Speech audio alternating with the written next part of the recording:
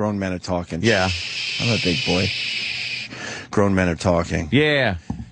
Patrice O'Neal has entered the adults the studio. are talking now. What's up, Patrice? How you doing, Patrice? What kind of razor blade do you use? What kind of like shaver you use? You hear these new ones that hair clippers. I don't use. Yeah, I can't use. hair I don't clippers. use a blade either. Yeah. What an old Use school, like an electric razor. an old school electric razor. The kind that you get, Help us out. Go to get a haircut with. Little Trim. There's trimmer. What, the big fucking blade? It just goes into automatically racial, but it has to be. I try to, try to wait till later till something comes up. But we can't even talk about fucking shaving without it being racist. It is. It's just it is. Everyone knows that. Yeah. Black people get the hair bumps if you go too close. Yeah, but if we say that, it's racist. But it's true, right? The it hair, does happen. The hair grows inside if you don't. Yeah, if you shave get it ingrown too hair. close. You get close with a razor, though, with an electric razor. That's pretty good. You don't use one thing that we use, which is, well, some white guys might, but it's the line to line your shit up. So I use the thing that you line your hair up to shave my face. You got to do it every other day, but I don't get bumps. It's very close. Yeah, that's good. good. You don't get bumps. Right. But I don't use a blade either. I don't like fucking blades. There's the razor right there. No, fuck that thing. What's it called? I want to turn some of the guys onto this if they haven't heard of this yet. Well, that's the Mach 3 power, and then the one with the one more blade is the Fusion power, but Gillette makes both of them. Wow. Mach 3 was good enough for me, I think. Or maybe I'm using Fusion. I don't even know. You gotta get the Fusion. Check it out, guys, if you haven't seen this thing yet. It's a lousy AAA battery, which lasts for fucking ever. And then the blades themselves are disposable, but they give you 5 with the razor. Wow. I was just talking about how if especially when only when you're alone in your house and no chicks coming over or anything for a few days or anything like that. Like I just had given up on the routine of like hygiene.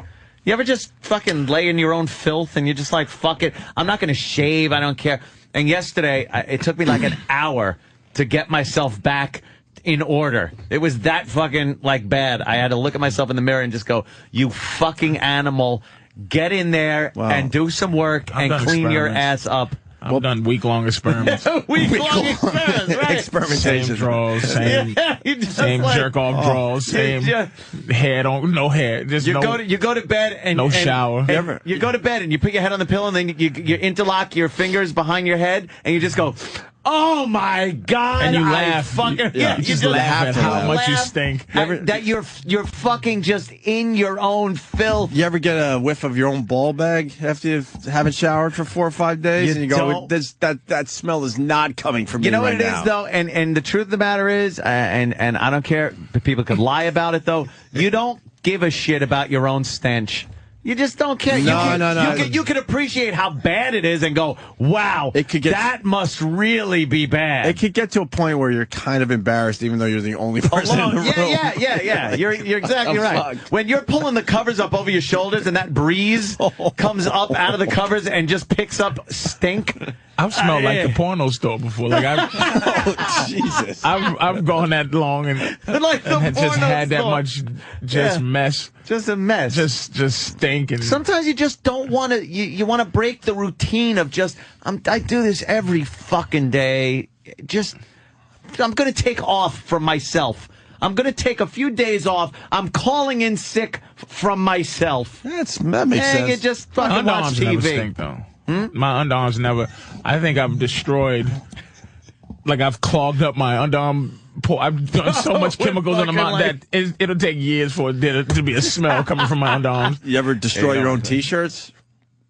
On what level? Just because what Ant's talking about. You get a white T-shirt that turns yellow under the arm. Blow off the deodorant and stuff for a while, and and then you look at it's fun to do. You just destroy your T-shirt. It's fun to have a week off and you just go coming out of me. Yeah. Fuck it, I'm not gonna wash. Yeah, fuck it. All right. I had no one coming over. I didn't give a shit. That's all right.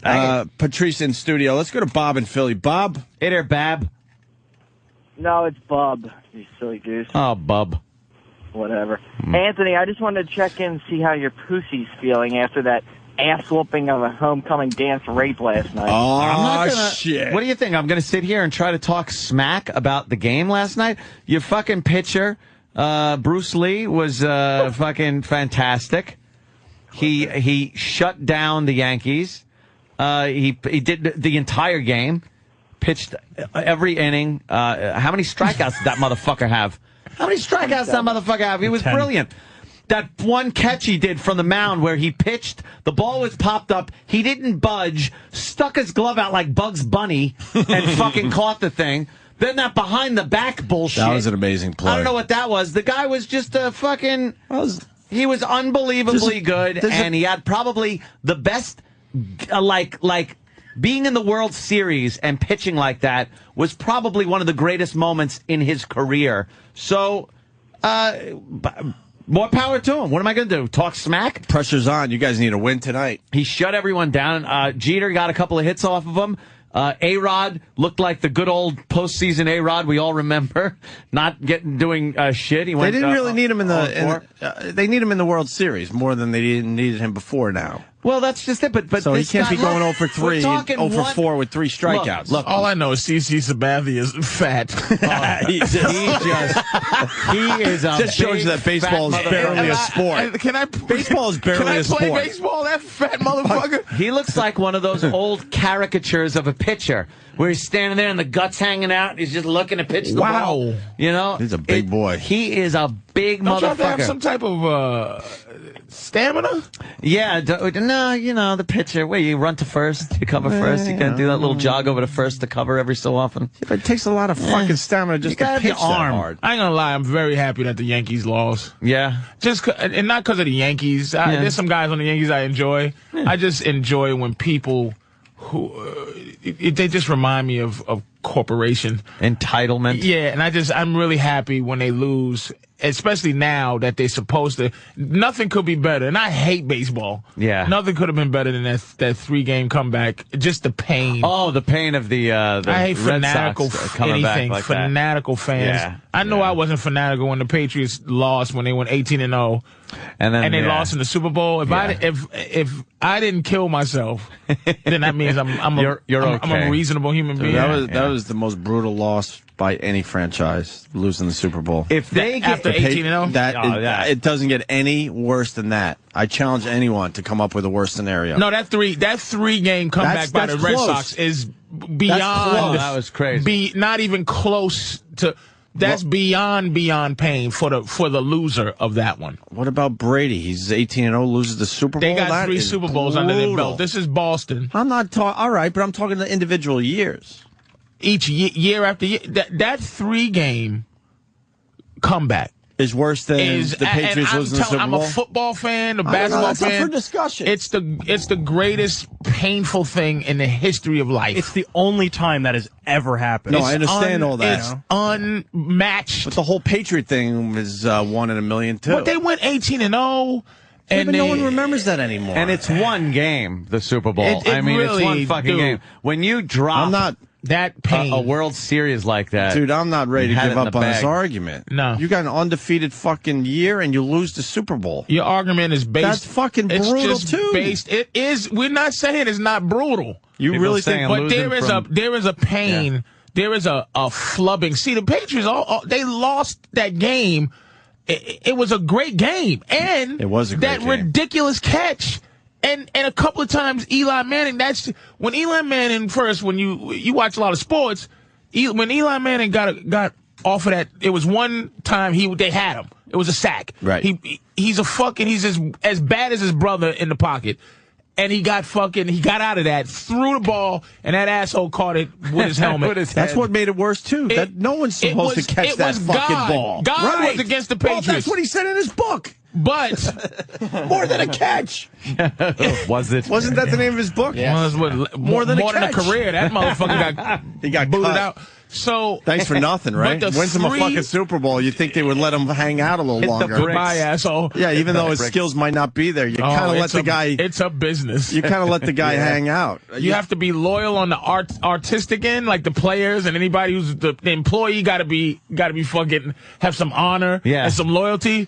But the big bosses, man, it's bottom David line, Tyree won that game for them. Absolutely. And they fucking cut his ass. Plexico, too. They didn't fight hard for that cocksucker. He won the game. His ass. He won the game, Plexico. Hey, people are reminding me, thank you, and I was living in Buffalo at the time, 4 Super Bowl losses. Yeah, but 3. That's fucking rough, too. That's a millennium of mediocrity. They made it, but they were the best in a weak division. And they were a great team, that Buffalo Bills team, but look at the Norwood miss when they were supposed to win. Oops. Yeah. The one that was based on fucking Pet Detective, Ace Ventura. Oh. That was based on that fucking Ace Ventura shit, that fucking Scott Norwood kick, that dude. That was painful. That's up there. So wide right could be up there with the Red Sox thing. No. Red Sox that could be up there with the Patriots. Hold on, let's work this out. So you're still saying Red Sox coming back number 1. Nothing fucking What's worse. number 2? Wide right. I only slept like 4 hours. Wide number right 2 is or the fucking 86 Red Sox. Come on. Buckner's big. Buckner is big, man. That fucking turned around. Why are you downplaying the fucking Patriots losing the Super Bowl? I'm not down fucking playing it. I'm not even It's just not close. I'm not just talking about the Buckner play either. I'm talking about that whole fucking, that whole game. That was a choke. They were 1 strike away. They fucked that whole, and then they let the rally start. If that was just Buckner muffing one thing, that wouldn't matter. That encapsulates the giant pain meltdown. of it. Yeah, and it made that curse. Yeah. And you had a young Roger Clemens, and it hurt. And some people will say Bucky Dent or whatever. But there's things, and I'm trying to be fair to and think past just Boston and shit like that. But that 3-game comeback. And then if you bring up your city, I remember some of those things, because you do remember heartache. Because I'm such a hater. I do embrace when people are just in that kind of fucking pain. When you have to win one more fucking game, and you're 3-0 in the World Series, and the team comes Cleveland back and last fucks year. You. I bet you people in Cleveland, to see LeBron get smashed by Orlando, to win the season that Cleveland had last year, and to lose like they lost to Orlando was probably deflating, because Cleveland. Yeah, but it's not up there. It's. No one expected. What are you talking about? See, it's hard. No one expected the Cavaliers to win it all last year. Yeah, they did. They're one of the teams that had a shot at it. You did, but it wasn't like the Patriots going fucking 18. What did they go 18-0? Right, 18-0. Dude, it's big. It's up there, but I don't even think it's in the top 5. It's not up there like Bill Buckner up there, wide right up there. No. I don't think it's in the top 5. What, the Cavaliers think? No. Yeah, the Patriots. I don't think it's in the top 5. How do you walk away knowing you fucking were 18-0 and you lost the Super Bowl? Well, hold on. When was this list made? Because there isn't this even is a list of the most painful 25 biggest chokes, and the Yankees aren't even on that fucking list. Thank you. Stop it. Thank you. What, the 3 games? Yeah, that's number 1. That's fucking right up there. Hold on, that's what the list should be made. Hold on, before you read the list, John in New Hampshire reminds us all of something too, as far as the Patriots thing goes. Go ahead, John. Hey, how you guys doing? All right. Hey, yeah, man. I'll tell you what was worse than Brady losing the Super Bowl was coming back the next year, playing what, 1 quarter, not even, and going down. For the season? There goes your season. You're hoping after an undefeated season that maybe they can make another run at it. You don't make. I don't think you make enough money. They still went 11-5, and didn't make that next season was such a great season for football. They went 11-5 and still didn't make the playoffs. So they could have went 11-5 with Tom Brady and still didn't make the fucking playoffs. Yeah, but the problem is not knowing. Very true. There's Brady going 18-0, losing the Super Bowl, so now all he wants to do is come back the next year, and he's down in the first fucking game, season-ending injury. That would never be up there. That wouldn't even be close. I'm just saying that's got to be brutal for him. I don't care. That's worse than the 18-0, and I think Patrice has it, though. The Yankees up 3-0, man. Yeah. Come back, lose 4 games in a row. That's got to be the worst. That's crushing. And it ended. All right. And it ended some magical shit. It seemed like it. Okay, at the time it was the curse of the babe, right? Yeah. Only that kind of comeback could make that comeback. Made people go. You haven't heard the curse of the Bambino ever again. Yeah. Because that had to be what happened. Yeah. Because if the Red Sox had got lucky and won, people would have been like, we'll do it next year. People don't feel that anymore. That fucking that's done. It's dead. Yeah, a lot of people agreeing with you. It's got to be said. Let me throw this. I don't know. Well, let's just go to Mark in Houston, and I'll explain. Go ahead, Mark. I don't like baseball. Go ahead, Mark. The Oilers were up like 40 points at halftime and lost against Buffalo. And you mentioned that to anybody in Houston, and I get physically ill thinking about that. That was... I mean, it was horrific. For people that have never seen that game, get a copy. First of all, and people don't even realize that it was Frank Reich, not Jim Kelly. And it was Warren Moon that was playing. Backup quarterback against Warren Moon. They're down how many points at halftime? Was it 40? 30-something. 30-something? Oh, and shit. It was 35 or 40. Have you ever seen this game, man? No. And people forget. They really just assume it was Kelly coming back. No, Kelly fucking wasn't in the game. It was Frank Reich who barely played, and he brought the team back against Warren Moon in the second half. Wow. You want to talk about magical? Something magical was happening that day in Buffalo. It was fucked up. Everyone knew early on in the second half they were going to win this game. You just knew. There was just something in the air. I think you got to... As a longtime Oiler fan, I can tell you, we knew it. I mean, that's what they always did. So, I mean, we weren't almost not surprised. Yeah, the announcers were even getting excited, like, oh, my God, we're all going to experience something here. Just everyone knew it. It was the weirdest thing that day. Well, thanks a lot, and happy birthday, Patrice. All right, Mark. I remember that game like it was yesterday. Jimmy's not here. I think that also you have to something that you can't watch. Now, there's no way that somebody who's a Yankees fan could watch any game that had to do with that 3-game thing. No. Yeah. I can't watch the 18-0 Super Bowl. I can't watch it. Maybe I was affected by it. Yeah. It was emotional. Maybe it was so disturbing that it was like like you've been raped and then don't remember. Touch 20 as a kid. I can't watch Christian Laettner's turnaround jump shot.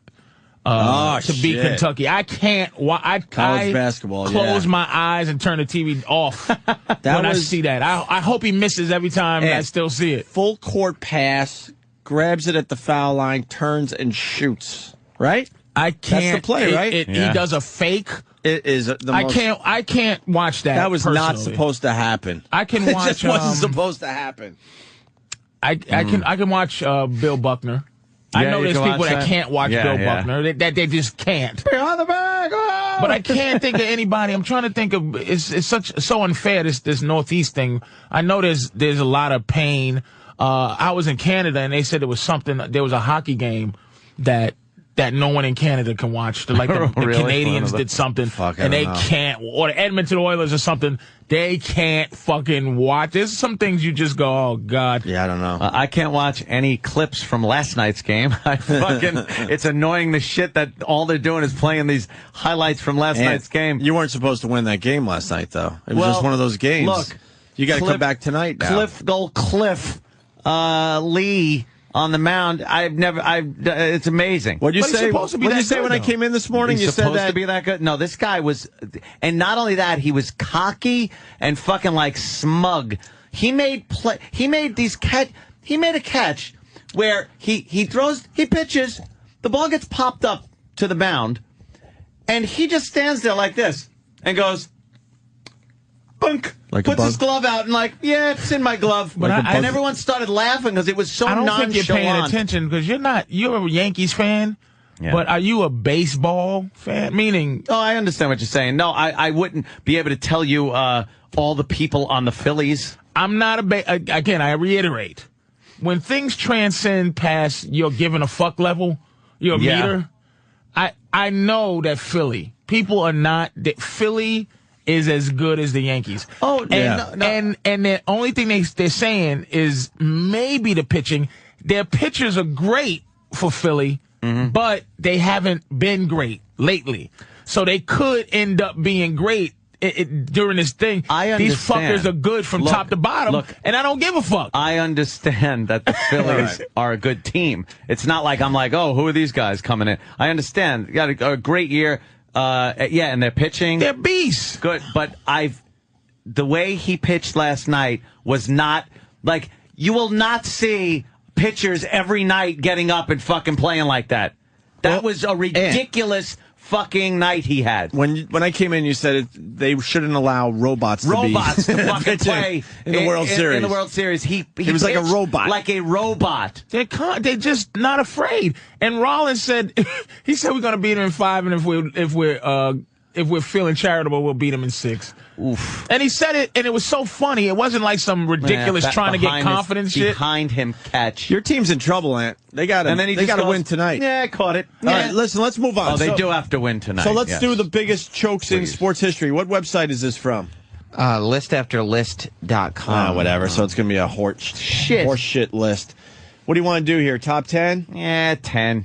I can't see from here. Patrice, you got the list in front of you? It's O'Brien fails to qualify for Olympics is 10. Are you going? Okay. The hell is that? Right, I got you there. Go. Okay. You're on over there.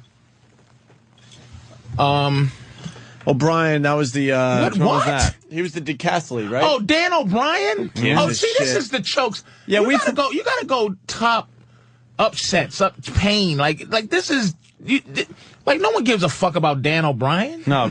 And the reason anybody would care, you remember what happened? They had those fucking hold on, keep it there for a second. Then. Yeah. Those big he was they were pumping him up. Madison Avenue.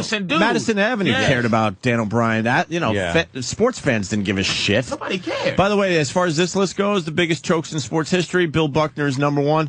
And number 2 is that Oilers game we were just talking about from the 1992 NFL playoffs. Oh, Chris Webber. Fucking choked. 1993 NCAA championship. I can't watch that one either. God damn, that was the Fab Five, and I love the Fab Five. Bad That was sad. And he called the timeout, I think, right, Patrice? He called the timeout. And they didn't have any more timeouts which left. Which was not his fault. It was the coach has to say we have no timeouts. Yeah. If you call one, we're going to get a tech. He didn't know that. It was painful. Yeah, it was painful. It was really bad. Jean-Claude Van Damme, what? Jean, no, I can never say his name. This was classic for golf fans. Jean Van de Valde. Yeah, he was way up in the British Open and just completely choked on the last hole. Fell apart. Ended up in the water, and he took his shoes and his fucking socks off and hit it off the grandstands. Somebody help me out. How many stroke lead did he have going into He was up 6 strokes.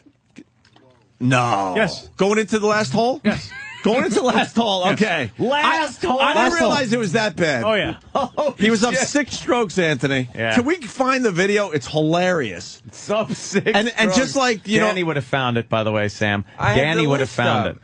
Huh? No, he would have found the clip. You know what? We're talking about a bunch of sports clips here. Let me just bring this up, Sam. Patrice has mentioned a couple that were tragic. You know, that Opie had mentioned a couple of these plays that are amazing. Danny would have had them up there for us to watch and go, yeah, that was it. Holy shit. What are you looking at? Porno? No, you said you kept the list up forever. No, Danny would have minimized the list and then hit us with the videos. I bet you if we were talking about great wrestling moments, you would have had the clips ready to go. Yeah, please. That's what he's going to add on the list. Collection. Hey, Hulk Hogan loses to King Kong Bundy at WrestleMania 7. Right.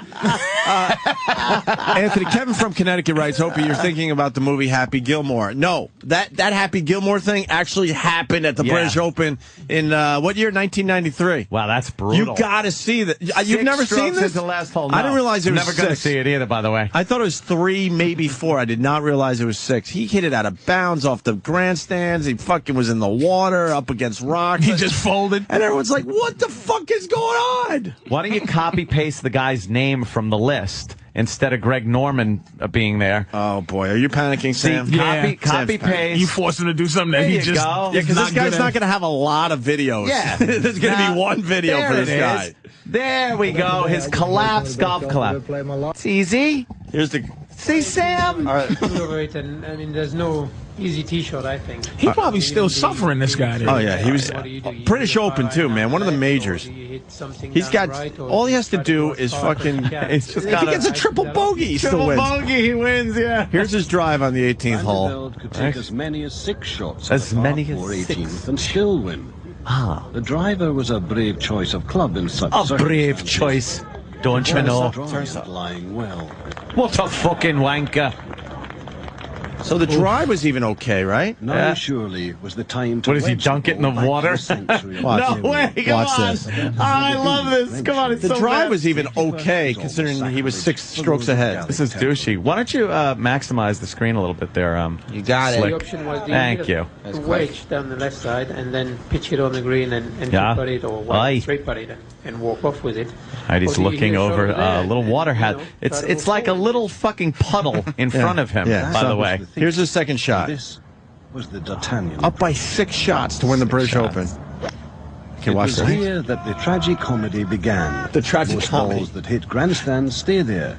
The result from the ricochet was unfortunate, to say the least. I didn't need to go for glory. That wasn't something absolutely mad. Can you stop that for a second? This is absolutely why I've traveled, right? This is absolutely why fucking America, no matter how awful it is still the best. Yeah. We know how to make drama. Yeah. Like, other people don't appreciate drama. They go like, oops, here's where the tragic comedy. It's like somebody would go, oh, this motherfucker is falling apart. Yeah. You dirty, rotten We're piece of watching shit. this guy destroy himself here. He's like, oh, that's unfortunate. And they're letting him, Yes. the interview, they're allowing this guy to just go, to brush it off like it ain't the worst thing that's ever happened in history. The most horrible thing. Yeah. People are saying, Travis, he was only 3 strokes ahead, not 6. I just heard him That's say... fine, whatever, Sports Illustrated says one I heard him thing, say... I heard the announcer there say he's got 6 Oh, he just got chances here. I think he just has to get a 6 on the last hole. No, I think... All right, let's find out. So then his second shot is in deep fucking, you don't get out of it, type He's in grass, some fucking rough weeds. shit. Still had The shots jungle. to spare. Surely good sense screamed for a chop out, chip, and 2 putts. Right. Chop out, chip, and 2 putts. With the neurons apparently misfiring, the humour from here We can't turn was this up. all gallows, or more appropriately, guillotine. High up as it goes. All right, here's his Walking third on shot. water, now his hopes would sink in. Watch this. All he has to do is chip this out of the Chip deep it out. grass. It went into the water. Now he's looking very depressed. The people are laughing. Oh, shit. People are laughing at him. This guy is having the worst. You are watching a man having the worst day of his life. See, most people don't give a shit about golf, unfortunately, sports fans. Jazz, Spanish guitar. Yeah. But let's be honest, this could be the greatest collapse right here. Now he's in the water without took shoes his and socks. Shoes and socks off. He's in the water. His ball is there. Now he's got a hit from about 4 inches of water. Right. How does he fucking even think he's going to do that this? must be his wife, just pussy drying up. Yeah. Pussy drying up. I think he... What did he do? I think he just... he's taking a penalty because he can't hit it out of the water. His wife's embarrassed. Like, that's his wife. Gotta be. Wait. Playing from the water, Van de Velde dropped into more trouble. Now he The has to French drop into assisted more Bonnie shit. Prince Charlie, Van de Velde was now making his own contribution to the Tartan cause. Parry looked on, bemused. Oh, my God. This guy fell apart. And now he's got another shitty shot from the rough because he had to take it out of the water and take a penalty. And now? In the sand trap. He just went in the sand trap. This guy fucking... Now Van de Velde had to haul from sand to secure a French triumph. The crowd, disbelieving and sympathetic, were watching one of the most dramatic... Oh, you got a face like I should stop beating myself in the head with one of these clubs. Yeah. Oh, this poor fuck. Now he's got a hole out? Parry planned a glorious climax to follow the gore of his miserable back 9. Patty was the guy he was obviously playing with. And he didn't mind.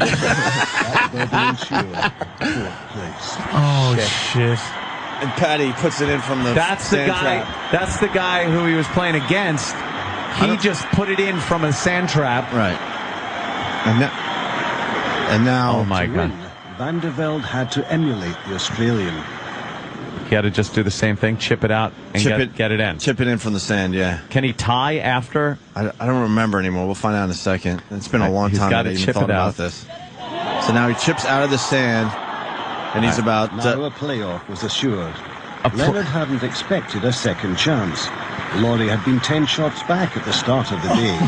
Now could join. He lost a 10-shot lead. He's got to putt this in for a playoff. Right. Where is he? About 4 feet away from the pin? 4 or 5 feet.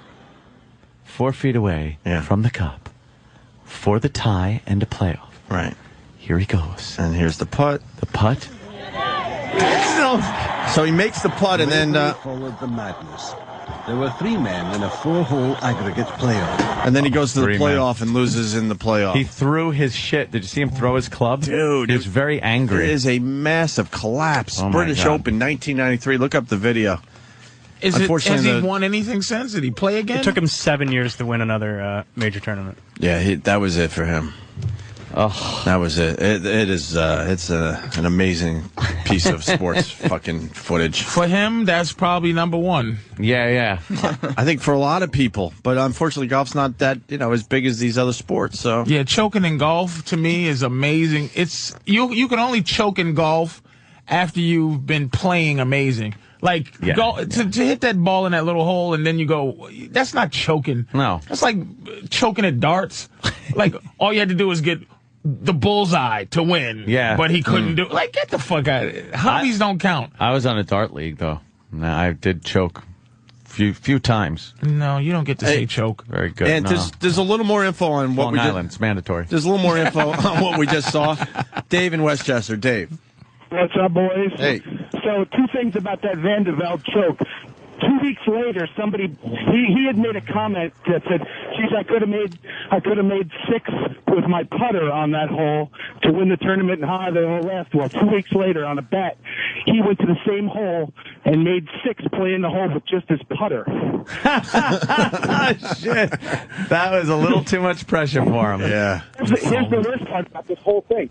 If you look, the guy who writes the name on the trophy for the British Open already had half of Van de Velde's name on the trophy. So, I who won the tournament, you can still faintly see Van de Velde's name underneath because they had half of it already carved into the trophy. Yeah, so they had to rub that out and put the... I don't even remember who won it that year, to be honest with you. I think it was Paul Laurie.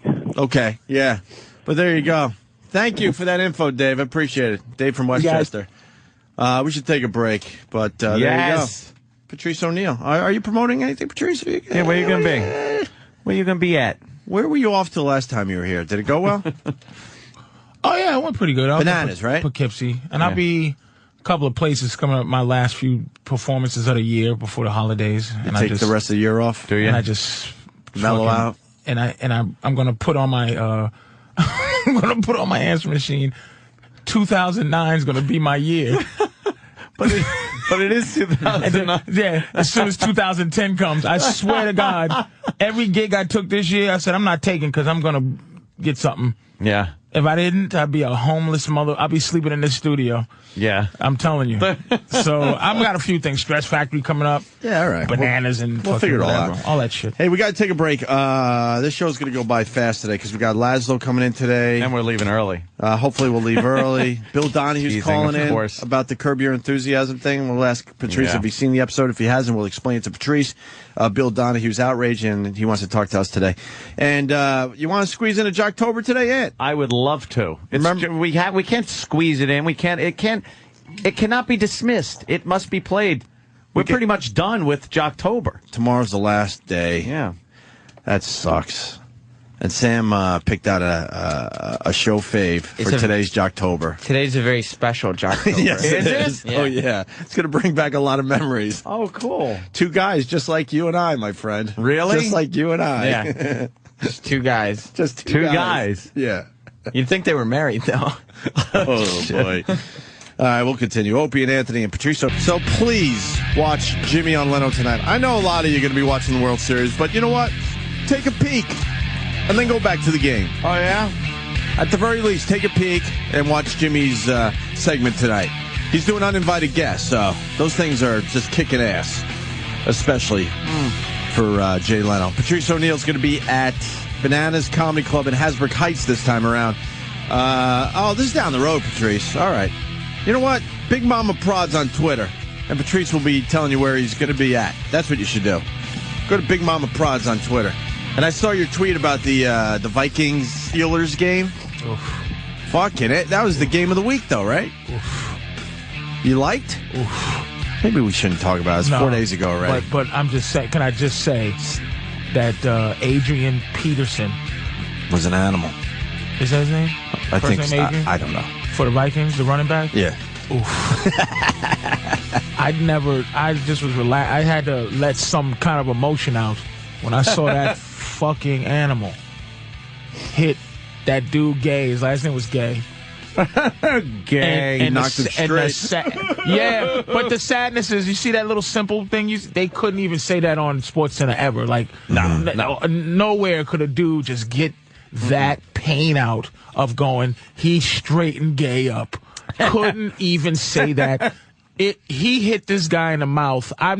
This guy is a fucking animal, dude. He's the baddest motherfucker. And I'm telling you, clips love football.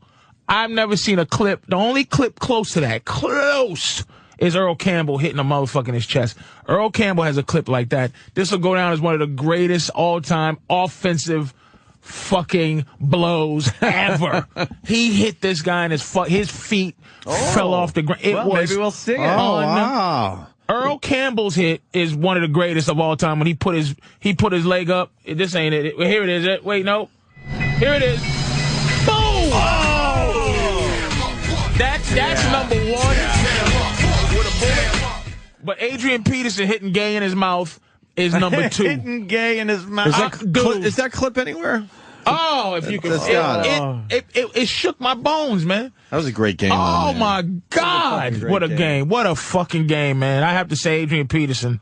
I have to say that dude, man, we get to see somebody that's going to, We're talking sports a lot. That means it's a good sports year or something. Because we don't talk sports this much usually. The greatest time is, here it is. Blam! That's knocked him. That guy's name is Gay. Boy, he didn't. Did you see what he did with his legs after he hit the ground? I think he still thought he was on the ground. Look at his legs. And then he just stepped over him. He walked on top of him. Look. He stepped on his chest.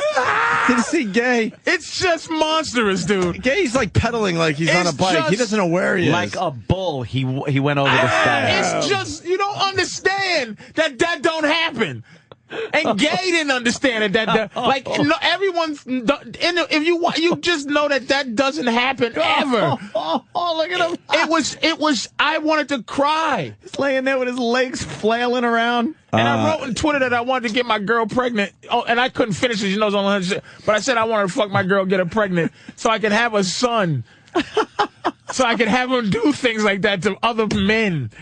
I can't do that to other men now. I'm fucking 40. But that fucking just to have a son. Can you imagine how proud you are as a father? Oh, wow, that guy got laid out. That guy ain't moving. What happened to him? Oh! Yeah, that's going to hurt. That was a high hit. I just wanted to say that was just... Bravo, talking about that Twitter. What a fucking... Oh, that hit. Someone's saying check out the Eagles hit on Reggie Brown 2006.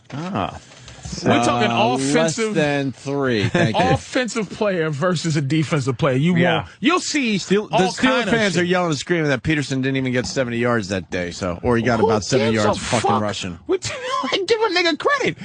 He destroyed that guy. What are we looking at? Auburn's Junior Rose. What the fuck? And George's Reggie Brown. Let's see. Let's see this hit. No audio.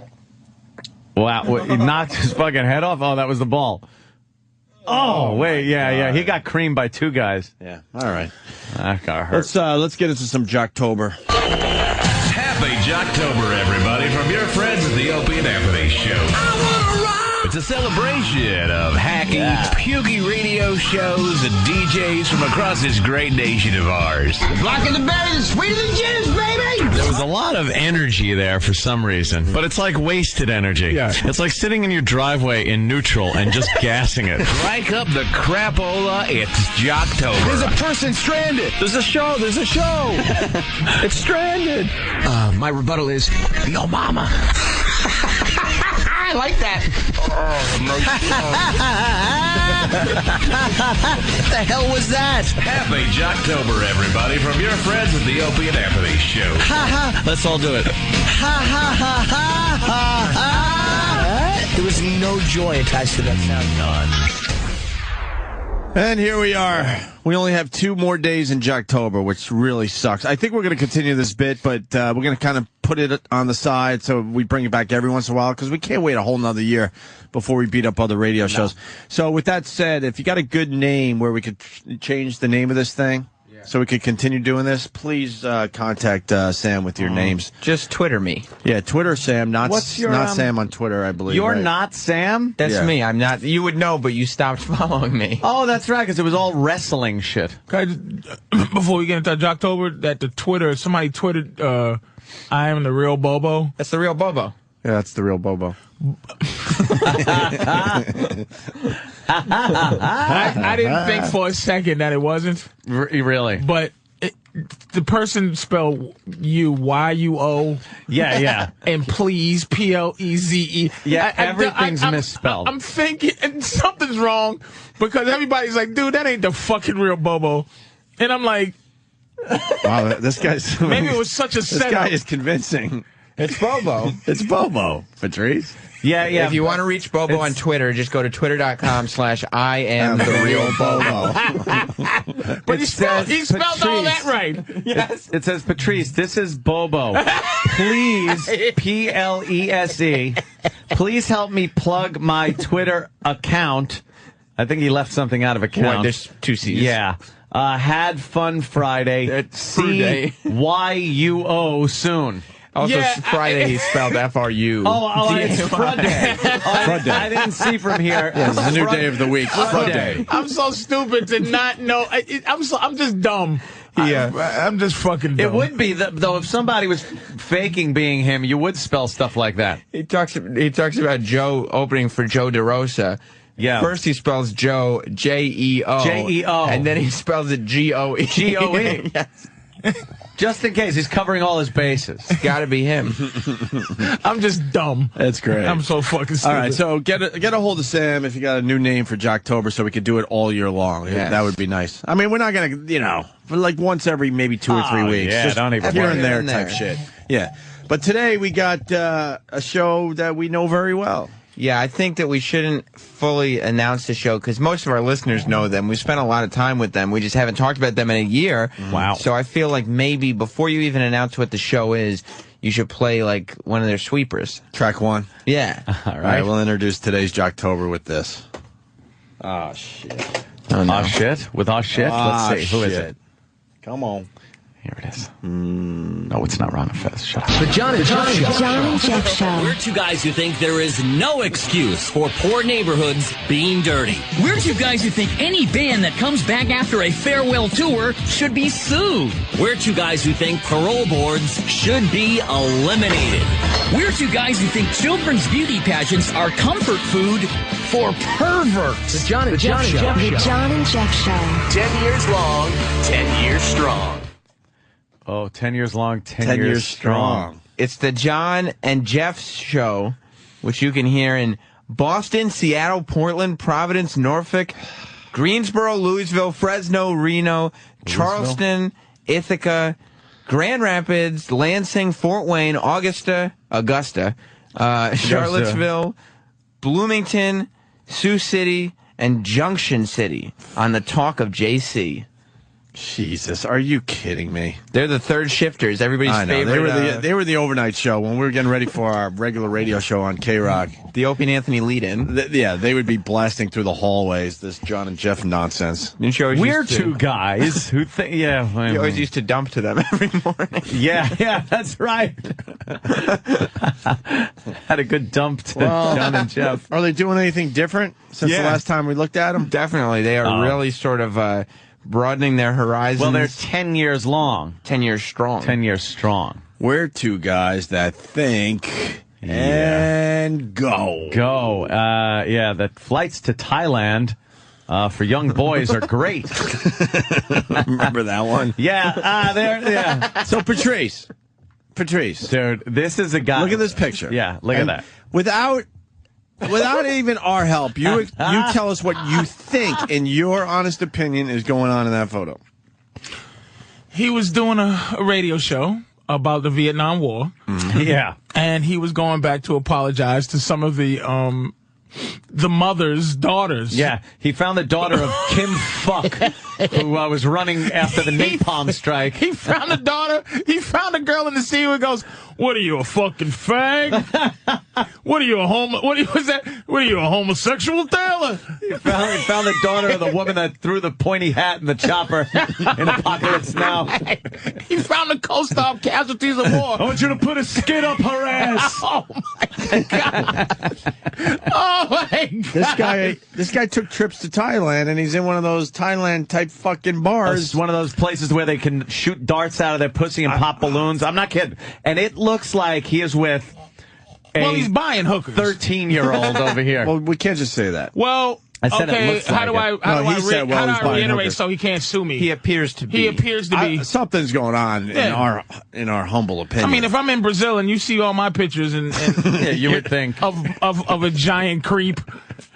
Based on that picture, my personal assessment of it is that he was paying her for some type of sexual favor. Now, what's the words do I use? Be wrong. To accuse without allegedly. It could be your opinion. In my opinion, in my personal humble opinion, yeah, she's not his longtime friend. No. She looks very young, too. Doesn't she look like about 14 years old? Yeah. 15 years old? You don't think he traveled there with her? I don't fucking know. And his fake smile looks like he just took his vampire teeth out. And he's just waiting to put it back in. It looks like he fits in there perfectly. Now, let me also tell you something.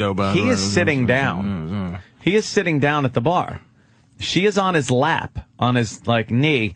His hand is as low as it can go on her bare skin without touching her very, very low-rise jeans, right, which are about a size fucking -2. Yeah.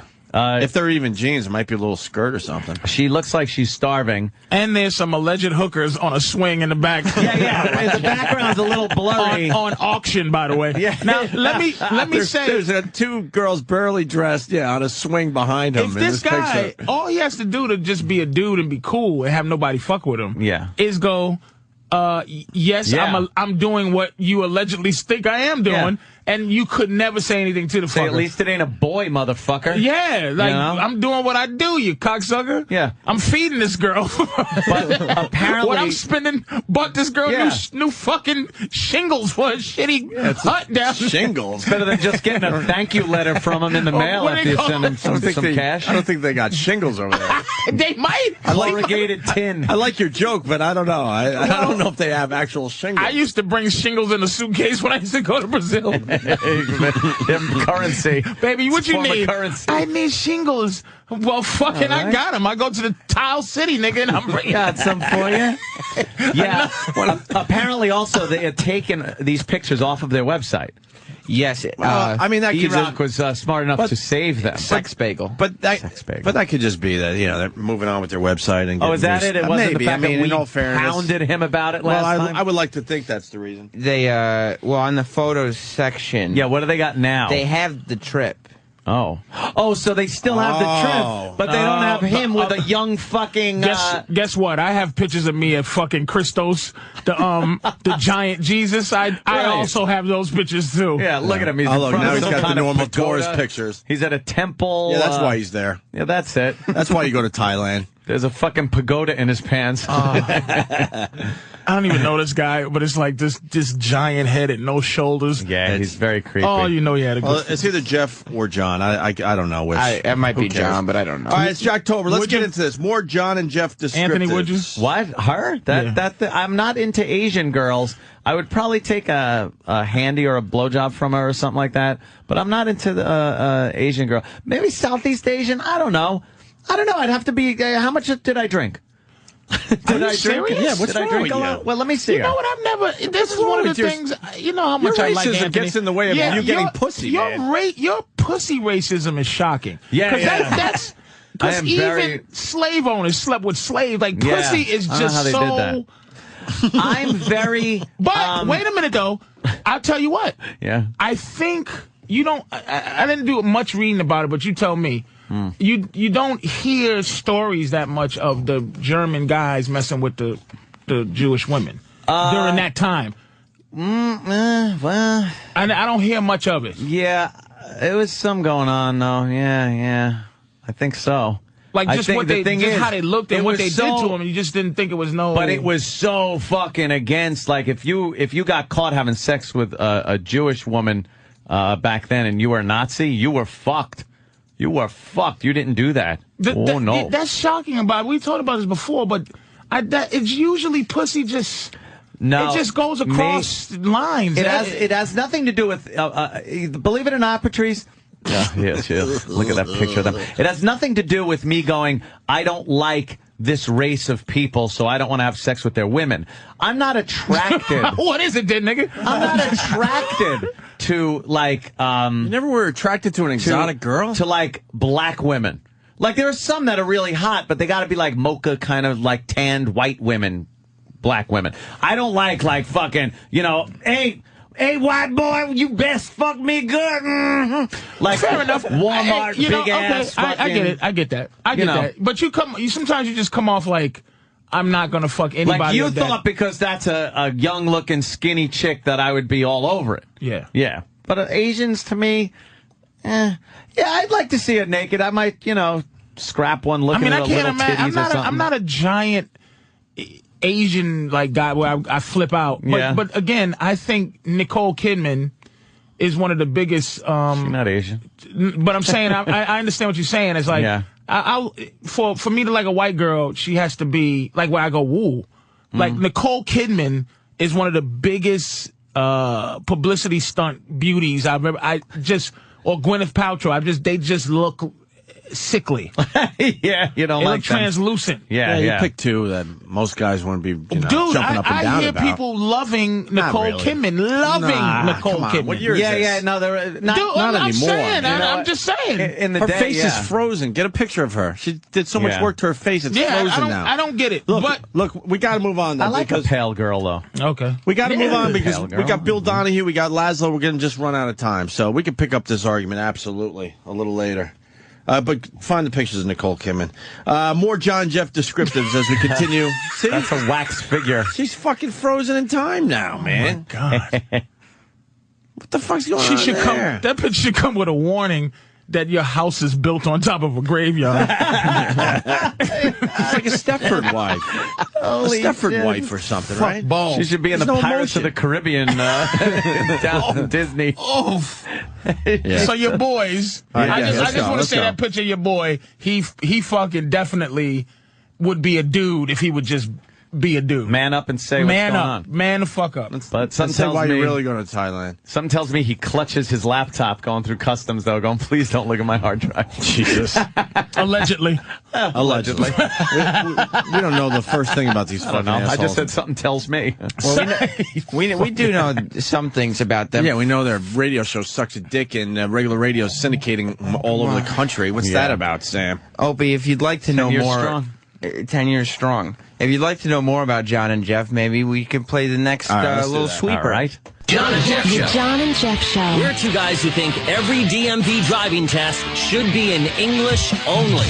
We're two guys who think any woman who claims to be experimenting is in denial. We're two guys who think anyone who steals a shopping cart should be deported. We're two guys who think mandatory tipping for room service should be illegal. The John and Jeff Show. John and Jeff Show. 10 years long, 10 years strong. See, So what is their big 10-year anniversary?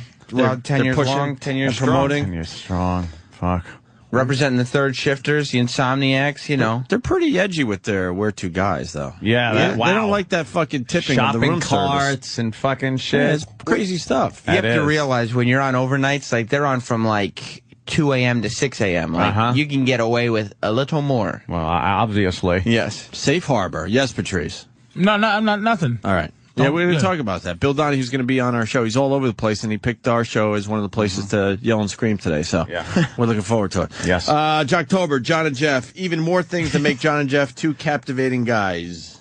The John and Jeff Show. The John and Jeff Show. We're two guys who think if you lie about a crime, you gotta do the time. We're two guys who think vegetarians should just mind their own business. We're two guys who think the divorce rate would be 80% if a man didn't lose half. We're two guys who think anyone caught driving without car insurance should have their vehicle impounded. The John and Jeff The Show. John and Jeff Show. 10 years long, 10 years strong. They're like cartoon characters or something. Their the voices thing are is- very cartoony. It's like, are they supposed to be guys, Sam? They're men. They're men. Yeah.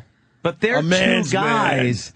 The thing is, they come up with these opinions, and it's not just one of them. It's both. I was just thinking the same thing. Both of them. Yeah. Both of They're them. two guys that think the same Why don't thing. you guys think alike? No. That's why they... Opie and Anthony, we're two guys who fucking don't like you. But did you ever 10 have years that? long, 10 years, go fuck yourself. What if they just made you do that? They just said, we want you to go. Would you quit? If they had to go, Turn it to the 20 we're years. we're two guys, guys. Yeah. We'll never two be guys. two guys. Or just they want you to just start the day off with, hi, I'm Opie. Hi, I'm Anthony. And we're two guys who love entertaining you. For real. And really mean it. Hell fucking no. No, we like it this way. You know? we're two different guys that fucking make it work. What can I tell you? But We're listen, two guys. are they forcing these guys? This is what I'm saying. Are they saying you must good be question. this type of human being? Maybe they're saying, you know, that two-guy thing Ew. really works. They have a new Elvira, or is that Is that I was about to say, Holy shit, is that the same Elvira? That's the same Elvira. She's got to be 60-something years old. Fuck out of She's here. going to be at Chiller Theater this weekend. Really? Yeah. She's got to be 60-something years old at least. She had tons of work, but look at her tits. Look at this fucking bitch. Elvira. She's got to be wearing some kind I of really push-up. want to smash her, but I think she's getting it done still. That stupid Elvira. Wow.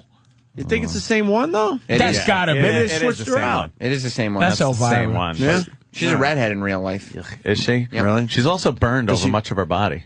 Really? Yeah. She had bad burns? That's no kidding. Crackhead? No, she like something happened when she was younger, and she got burned over a lot of her body, except what you see, you know, her cleavage and shit like that. But the rest of her body, big burns. Did they think she was a witch? Oh, maybe that was it. They burned her at the stake. Oh, you know something? Goes with the whole Elvira thing. Yes. You know? Maybe she took it seriously. The burn thing. All right, let's go to John and Jeff. Start their hour with stuff. What now? What? I'm sorry, man. You gave me the giggles now. I just want to laugh at everything else. John and Jeff start their hour with stuff you won't hear anywhere else, like Is a Bernie trivia Williams question. playing fucking guitar? He's been doing the fucking jazz guitar. I don't want to Bernie see no more. I want to Williams see no more Bernie Williams. Burn, baby, burn! Dumb guitar. Holy And shit! it's jazz guitar on top of it. And I'm Nothing not worse even than hearing jazz him play, guitar. and you can see by his fingers he stinks. And his face, he's like so into it. There he is. There he is. Go, Bernie. There he is. Bernie Williams. He plays a good guitar, but who the fuck's buying this shit? Fucking kids. You know what? I don't know how many people get this, but his wife should be behind him doing this. She used to fucking smash something Every right time he behind was the up? plate every time and fucking annoy the piss out of me. His album should be called Bernie's Greatest Hits, Not in Baseball. Oh, shit. He should have given that guitar to some of the Yankees so they could hit with it last night. Maybe they would have fucking hit the ball. I don't want to look at his soulful into his face. Get this shit off. He's closing his eyes and pursing his lips. He's shaking his head like... His album should be called I Retired Too Soon. Hey, you know, you could do a lot All worse right. than Bernie Williams. Fuck that one up. Hey, your ex is Elvira today, too. Oh, no. There's dueling Elviras What today. is she doing? Let me... Oh, yeah. And Elvira's Mistress of the 58 Dark. years young. Ooh. 58, she's fucking padding that. Look at it. She's crossing her legs into the letter A to say hello. Oh, that's a secret code. Look at it. What the fuck is she doing? Look at you. Yeah. She has your hair. Oh, look how old Elvira is, though, when she turns her head. That neck does some kind of a fucking rubber thing. That turkey neck. Is that a prosthetic chest? Like it's yeah, I know, right? Not just a fake tits, But a whole fake upper torso. They're using Ricotta Montalban's chest from the Wrath of Khan. Oh, that's the one they put on her. When she fucking turns her head, her neck looks like you're wringing out a chamois. She is old, but she's still... No, man. If you look at the breast more, those things look like they're going to fucking just drop to the floor if they're not being held up. There's a problem. They're being pushed. There's a problem. What a cruddy-looking old broad. She looks delicious, man. A cruddy-looking old broad. Look at her, man. Look at how just cruddy she's looking. Yeah. That's Elvira? Yeah. Mm-hmm. No. Yes. From when? Maybe not today. Wow. I think that might be today. It's recently. Dude, that is fucking... She looks way better with her fucking regular hair and shit. That is Elvira. Get the fuck out of here. No way. It is. She looks like the girl next door, apple pie, fucking... Your old friend's looking pretty good, my friend. Oh, you like her? She's looking all right. I thought she was looking a little better. She's not doing... You can't tell with the wig on, but... She got better hair now than she had. She was dyeing it and why don't you put a people call in, man? What? No, that's done. There's no way. Put a call in, man. No. Say Happy Halloween. White people love Halloween. It's almost like Christmas. Yeah. That's white people's Christmas. Halloween's a safe holiday too. Just say Happy Halloween. Yeah, Happy Halloween. Safe. Man. Bernie's album is called Moving Forward. From what?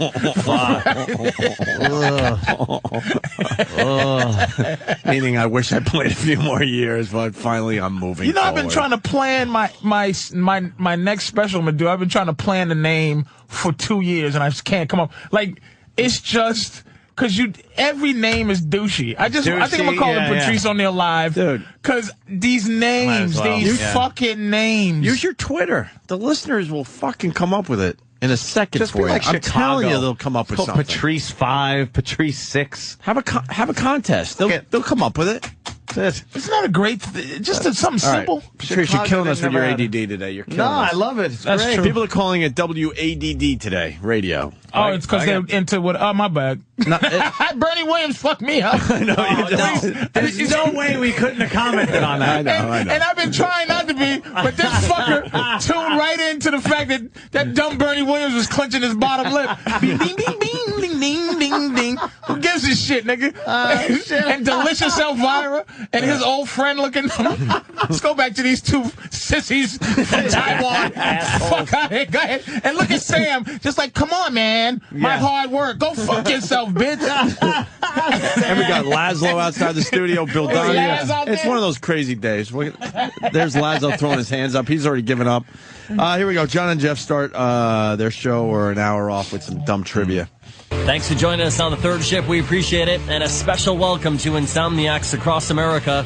This is the John and Jeff Show, 877-975-6465. All right, America, welcome to the show. Here it's totally open phones. That means more topics, better variety. Stand by for stuff you will only hear right here on the third shift. So there's a lot going on. Grab a cup of coffee, America, and jump on. Oh. Dude, you got John and Jeff. You grab your cup of coffee, dude. Grab your cup of coffee. Well, don't forget, it's on late at coffee, night. America, and jump on live. And John, I've got some stupid, useless trivia here. All right. It's in regards to married couples and wives complaining about their husbands. Oh, boy. Boy, where do we start? Honey, have you taken out the trash yet? Here it is. Here's the question. I'll get right to it. Wait, what is that? I thought there was going to be like a bit there. It's just like one of those, like you can imagine, think about it. Like, Opie, you're married now, so maybe you could think, you're sitting at home on the couch and all of a sudden your wife, honey, have you taken out the trash? That's all hack shit. Huh? If you find a good girl, you don't deal with that hack shit.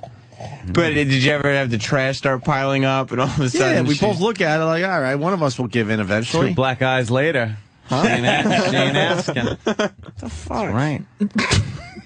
Do you take out? Are you getting nagged by your woman? Not even because you're pretty much married too. Who are you kidding? Yeah. It's just not official with you. Patrice has her trained so well. She wouldn't dare nag But him. she's not nagging you, right? She would if I let her. Yeah. What the fuck is wrong with you? She knows Patrice would just be, bitch, what the fuck are you saying? She's living the life she wants. What are you saying to me? Every time I see her, I no longer, now, here's what she got me. I no longer do anything now. Like when I see her, if I drop something on the floor, anything that knows how to bend, It's broke. Oh my God! Like, oh shit! I dropped something, sweetie. Hey, come pick that. But she set me up to need her, so I needed to pick up shit and carry shit. Nothing wrong with that. Carry the bags that I bought. I bought the soup. I bought the food. You carry it. Nothing wrong with that, be dude. Be a fucking gentleman. Shut your face. Oh, really? And carry bags. When I drop stuff, I'm like, could you please pick that up for me? Pick it up. That's where I'm feeling the age a little bit. I paid $75 for the Olive Garden the other day. Please just pick this up for me. Take the leftovers in a bag and your purse. Jesus. All right, let's find out about this nagging. Not the trash yet. Here it is. Here's the question. I'll get right to it. I'm not going to beat around the bush. About 65% of married women said this was the most annoying thing about their husband. It bugs them. What is it? This annoys them. It bugs them. What is it? So this is one of the things you'll hear on the toilet seat up. Yeah, only on the third shift.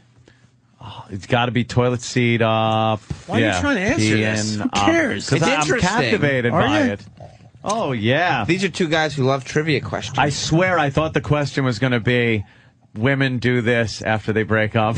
I swear I thought you were going to sneak that one in. Oh, I wish that would have been hilarious if the third show had the same topic. I've never hated Sam more than this moment right now, because I'm looking down at all the rest of the tracks. They're all fucking answers to this question. Are you fucking kidding me? That's all we got today? That's what we're going to highlight. Oh John and Jeff getting This would be a throwaway line. Of course. No. And maybe you hope that someone has a good joke on the lines or someone in the studio, whatever, but that's it. You wouldn't spend too much time in something like this. Our own listeners have some answers here. Yep. Finding another girl in your closet. Okay. That seems to be something that they don't like. Very good. Yeah, they don't like that. I like that. Hey, also, there's something else going on, ADD Radio today, and that's okay. We're just going to go with it now, finally. Chris in New Hampshire's got a name for your fucking comedy special if you want to listen, Patrice. Why did I not? Why'd you do this? I'm a fucking idiot. Chris, you got a name for idiot. Patrice O'Neal's new comedy special? Yeah, good morning, gentlemen. Hey. Yes, produced by Anthony Cumia. Could be Patrice O'Neal Unshackled. Holy shit. That ain't bad. That is pretty good. I was thinking of something with N-word. Unshackled, yeah? Just, actually N-word. Do you want N-word? N-word. Not nigger, but N-word. N-word. Something. But I don't want to be topical. I just want the shit to... Yeah. Richard Pryor and Carlin never had douchey names. At the end, Carlin started naming the stuff like, you're all diseased, but... Yeah. You know, but that didn't bother me for some reason because that was a cool name, I thought. Yeah, Carlin never bugged me. All right, let's get back to the two guys, John and Jeff. They're trying to get the answer to this dumb fucking... I don't even know what the question is anymore. Well, Opie. Oh, shut up. Okay. Dirty laundry on the floor. The old used underwear on the floor.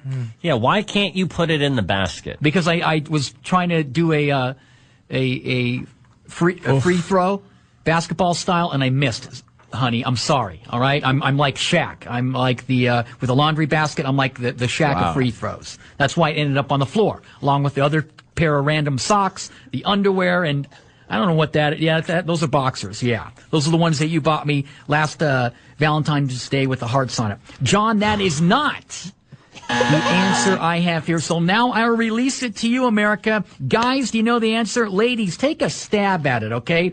This is in regards to married men and women complaining about their husbands. About 65% of married women said this was the most annoying thing about their husband. It bugs them. What is it? What am I talking about? And I will say I'm kind of guilty of this as well. And my wife has brought it up. There's no way this is a real radio show. This is on all over the country. 10 years long and 10 years strong, all over the country. How the fuck did they fly under the radar for 10 years? Is there 10 years long how long he was going to talk about that one fucking underwear bit? But did you get it? It's like in the NBA, they have a free throw. Shut it! And Shaq isn't good. So right. So. He had a concept, but he didn't even have confidence in it. That was off the cuff, believe it or not, I think. Oh, really? Yes.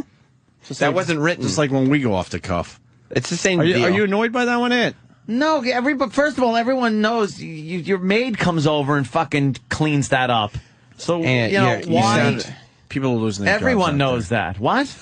What? That makes you sound a bit out of touch. Yeah. Does it? You don't want to be out of touch. Oh. Remember regular guy stuff?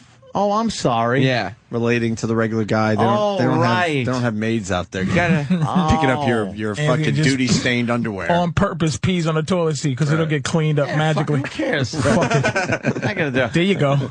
There it is. You ever wash up? Oh, what? There it is. How about that one? No, she's her. Julie? Jesus Christ. How about that one? Pan face now. Oh, I do not like her. You're talking about anybody. No. What happened? Oh my God! Oh, WADD. Yeah, of course. Okay, I'm. All right, we're back. Are we back with John and Jeff? All right, let's try it. From WADD back to we're trying to get the answer here. Let's try this. All right, let's go to Call. You're next on the John and Jeff Show. Hi, Call. Oh. Hey, John and Jeff. How y'all doing tonight? I'm doing pretty good. How are you? All right, just out here doing my paper route. Awesome. Listen to y'all every night. Awesome. Cool. I want to take a stab at that trivia question. All right, about 65% of married women said this was the most annoying thing about their husband. It bugs them. What is it? I say snoring. Snoring. I like that answer. Yeah. That's a big problem. Did he actually laugh at the word snoring? I like that answer, but let me tell you, I don't think that... What's with the voice? That's their voice. No, he has a really odd voice. He's got a cartoon voice. Some people were just born with broadcasting voices. Yeah. I guess we're just jealous. And just a bored black guy delivering the papers. Yeah. Just thank God for John and Jeff. Why is the black guy listening to these two? And he called in. Yo, what's up, son? Awesome? Black guys are hip. Oh, usually. we're cooler than this show. Like to call in. Yeah. Yo, I wanted to take a stab at that shit, yo. Yeah. 'Cause my wife was on my shit yesterday. Snoring and shit. Oh, that's a great answer. Is it snoring, yo? That's a great one, but no. All right, no. one more chance with this. All right. Punching that bitch in the face if she says something funny. Oh, hey, we don't condone that here. We're two guys that think if you punch a woman in the face, you ought to go to prison. All right, yo. How about pulling out and coming on her stomach instead of like on her chest, like I told her I was going to do? Pulling out and coming out of the chest? That was it. That is it. Actually, that's the one. Hey, yo, thank you, man. Hey, that's beating a bitch with these newspapers. We got listeners that want to take a stab at it here. Let's go to Brendan in Rockford. Brendan. Yeah, I was so close, boys. I thought it was skip the foreplay and spit on her twat. You got to lube it up somehow. And we got Matt in Alabama. Matt, you want to take a stab at the question? The John and Jeff trivia question? Yes. Yeah, I do believe it's ass to mouth with no washcloth in between. Ass to mouth. Ass to mouth. You know, they don't like that. I can say that, John. They don't like that. We're two guys who don't like ass to mouth. We're two guys that think if you do ass to mouth, you want to know what it tastes like, too. Take that, John and Jeff, you fucking queers. Whoa. Alleged queer. I don't know if they're queers. Allegedly. I know they're Queer good is just broadcasters. strange. To my opinion. Yeah. In my opinion. You got to say that shit Well, you now. know what, though? In my opinion. In my opinion. Fucking shit. Yeah. Why even attack? You can't win attacking guys like this who just can't do anything and you'll end up losing. They're the limping fucking deer by the watering hole. That's what these two are. Next week, knowing you can't do an impression of fucking Dice no more. And fucking... Well, let's see if we get the answer here. Because we have 4 more tracks of this shit to go. What is it?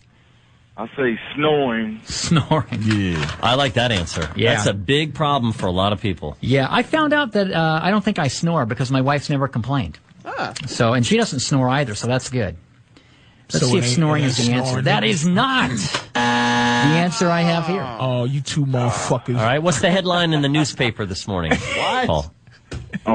I don't know, John. I didn't look it. I just grabbed it. I can't read. There you go, yeah. I just deliver them. I can't read. Yo, I just wrapped them motherfuckers up in rubber bands, bitch. You never seen a newspaper, man, nigga? It's the same shit like on the news. What's the headline of the paper today? I don't know, some white shit. Keeping my ass down, rolling up newspapers and shit, motherfucker. I just hope it ain't me, nigga, in these early morning rapes. Well, I just throw the papers through the windows to see if they open, nigga. How do you know that? How do you know that? Do not fucking insinuate. How do you That's know just that? my mind went to Rakeville. You're basically saying brothers get paper routes, not for the money for the paper route, so they can throw papers at the houses to see if the people are home. If they're home. How the fuck do you know that? People don't know they're paper guys either. No. At this motherfucker, yo, I'm your motherfucking paper man. I'm here to collect. What? Let's get to the end of this track, please. Oh shit! I don't know, Johnny. I didn't lick it. I just grabbed him. There you go. Yeah, exactly. Let's get him off the phone quick. Thank God we got the Negro off the phone. Oh, that's good. Fucking scared. But no, it's not snoring. Y'all want the paper? Here's another attempt at the answer. All right, let's go to Nick. He's in Portland this morning. You're next on the third shift. Hey, Nick. Hey, How you doing, man? not too bad. Awesome. What can we? you guys? Awesome. Good. Awesome. What can we do for you? Yeah, I think I got an answer to the trivia question. All right. Here's a question. About 65% of married women said this was the most annoying thing about their husband. What is it? What am I talking about? I think it's forgetting to Like put the the John toilet Jeff seat show. down. Are we still fighting about that? We'll fight until the end of time. Are you married there? Wow, we're fighting over that, really? Yeah. You know what's great? They are so nice. Because if that guy would have called us with that lead-in, it would have been, talk, you dumb motherfucker. Like, they're like, yeah, hello. That was as angry as he gets. Awesome. All we have to do is be nice and we can be syndicated around the country. You know that, right? Yes. Just let's be nice to the callers and the guests. Fuck the callers. You guys, They'll fuck us before we fuck them. you guys It's gonna be are a race nice. against. That's the race against time, Anthony. We could just say, like, if somebody doesn't know they're on the air with us on the phone, why don't we just say, sir, you're on the air? Because the Opie and Anthony show dispenses a thing called tough love. Is it tough love when somebody doesn't know they're on the air and we call their mother a you know? Maybe they won't. Next time they'll remember, oh, I have to answer the phone. Tough love. Okay. Tough love. All right. Well, let's hear what else John and Jeff have, because fighting about that? We'll fight until the end of time. Are you married there, brother? Yes, I am. Brother? Yeah. What are some of the things that your wife complains about? She says I leave my empty pop cans sitting around all over the house most of the time. That's her biggest complaint. Okay. Yeah, you're a guy. We do those things. Yeah. They got to remind everyone, look, in the end, we're guys. We do this stuff. We're all guys. We all leave our pop cans around the house. Here's the thing. We've upgraded from a lot of that stuff. Toilet seat has been upgraded to they're upset when the pee is on all over the floor. And the back part where that you pull up that you put the blue thing in. And the cups is left there because I was too lazy to get up and go to the bathroom, so I pissed in a pitcher while I was playing Xbox. No, that's not it, sir. Sorry, brother, that's not it. My girl sees fucking piss. Holy piss shit. cups everywhere. My fucking bathroom's upstairs. I'm downstairs playing Xbox. My prostate's swelling up, so I can't make it. You're a diabetic asshole. That's hysterical. What is wrong with you? Holy shit. You got this piss shit all over Is the this place. piss or apple juice, nigga? Oh, my fault, baby. Oh, damn. My girl's so used to my filth now. It's just like, she gets up after I go to the bathroom. If I'm at her house, I go to the bathroom. She gets up after me and just cleans up to make sure she doesn't God sit. damn. She knows I'm just gonna fucking die. Nothing worse than a nice Poor thing. pissy bowl. She won't with even. hair She that looks like doesn't a even. ferret's been doing laps on the fucking rim. Oh, she pisses at my house like she's at the park. She squats. She won't sit on my toilet seat. Like a gas station bathroom. She practices that. She don't sit down in the morning. She's a foot above the fucking seat. She's a foot above the fucking toilet seat. You got to be an animal, man. For her to go those It gets cleaned up, but it's just so much disgust everywhere. That's just classic. Fucking finish. You rule. Around all over the house most of the time. That's her biggest Pop cans? complaint. Yeah. Pop cans. Yeah, you're a guy. We do those things. We like to leave a trail. We just leave stuff. Oh, yeah. Let's see if that's the answer. You say about 65% of married women said the most annoying thing about their husband is the toilet seat issue. That is not. Oh, wow. The answer I have here. Oh, that means they're going to have to continue with this, Sam. Huh? And that Thank God. means we're going to have to continue with Not this. necessarily. The listeners want to know. Do they? I think so. That's my sort of gauge. In some funky way, I want to know, too. See? I just want to know the end. Are there a lot of guys that are like John and Jeff, you think? Motherfucker. 10% of the population. Most of them are like John and Jeff. Did you see what's on TV? That's the country now. At least we know it's not, but that's how people are living. It's do you notice that there's only women with an opinion now on TV? Yeah. It's only like women that get maybe Bill O'Reilly at 8 o'clock. Hannity. But not an opinion. Hannity kind of does what he's got his opinions now. Does he really? Yeah, they changed the show a lot. It ain't too many dudes. He holds on to that football and throws it around the room. Wait a minute, though. But not in the opinion that he's supposed to have. What would Hannity had ever said? Put it this way. There's no guy that would ever defended David Letterman on anything right now. Except for, radio. Like, there's no dudes nowhere that would have gone, wow. Right. Yeah, dudes cheat. Like, if this radio show, somebody talking about some guys cheating, they would never go, yeah, guys do cheat. Yeah, fuck no. They would go, those fucking pieces of shit. Traitors to dudeness. I fucking hate that shit. There's no dudes. None. No. None. They're gone. None. Except John. Joey Behar's on fucking getting to say whatever she wants. Know. And Nancy Grace. And all the fucking... Which one's Nancy Grace again? Is that the stroke mouth one? The View bitches. I always get them confused. Nancy Grace, who's the other one then? Oh, Liz. Nah, the fucking. The one with the fucking. I don't think she's around no more. Greta Van Susteren. Greta. Oh, Greta. Is Greta still around? Yeah. That stroke mouth of hers. Guys, that's what we do is leave soda cans. And then can you imagine a bitch going, you left the soda can? But there's guys that go, sorry, honey. Pick it up. Automatically, you just, and it's not just my girl. It's like any girl who goes, you left the soda can. Pick it up. I just named your CD. Thank you, Corinne in Jersey. Go ahead. Tell Patrice. Tell him. Yeah. Diabetic asshole. Thank you. That's your new fucking special. God. Diabetic I'll tell you why that's not good. Diabetic is too many syllables. How about diabetical? As in diabolical. Jesus. Like, it'd be better if it's please car crash me. An asshole. Fucking run me over with a train. Yeah, diabetic's too long, but I do appreciate that. That has a ring to it. Well, we could still call you an asshole, right? Something asshole. Patrice O'Neal. Asshole. N-word asshole. A nigger asshole. That's just hilarious. You said N-word, though. Fuck, I know. But it's just funnier to say Patrice O'Neal, nigger asshole. You should call it N-word asshole. That's but so just have it N-word asshole. I don't think you're getting on many shows like to promote it. And here's Patrice O'Neal. His new album, Nigger Asshole, is in stores now. Patrice, tell us about it. What? Well, I'm a nigger. The station's off the air. And I'm an asshole. All right. Very good. All right, John and Jeff trying to get the answer to this question. We still at John and Jeff? I don't know. What the fuck, balls? See, doesn't it just fucking frustrate you? What is going on here? What's wrong, everybody? Hi, Dennis. Hi, guys. How you doing? I'm doing good. Awesome. Fixing to take my little break here from trucking. Awesome. What type of rig are you rolling in? I got a big... You hear how he's trying to sound cool? What type of rig you rolling in? Awesome. Yeah, and awesome. Awesome. Everything's awesome. Jesus, they're the heroes of vampires. Like, motherfucker, nobody who sees the sun likes them. Some poor motherfuckers deliver newspapers, and they said awesome.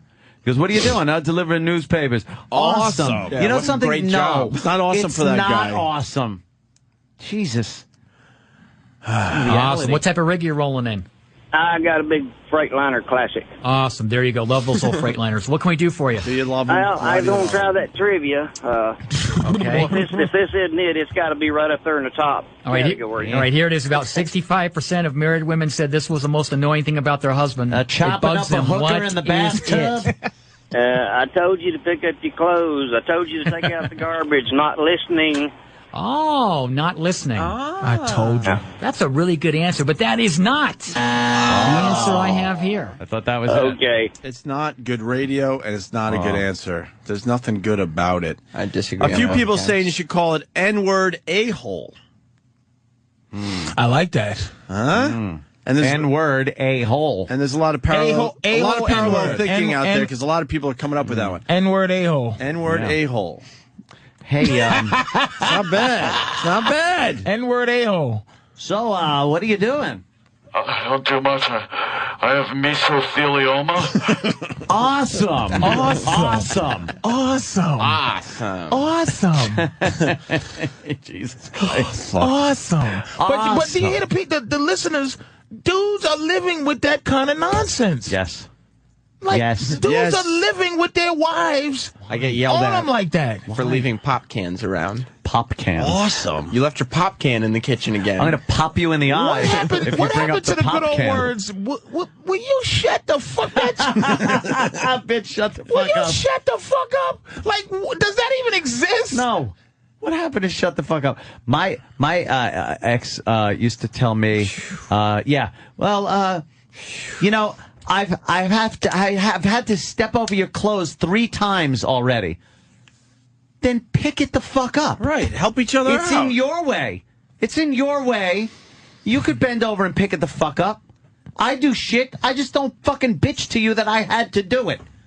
I never sat there going, you know what I had to do today? I had to do this. But they're always, I am picking up your stuff. I had to do this. I didn't fucking You know what I mention had to do today? Shit that I should do for myself. Yeah, shit I should be Bitch, doing I had for to myself. motherfucking deposit a check today myself. Yeah, I had to sign the back. I had to mail my motherfucking PSD&G. Yeah.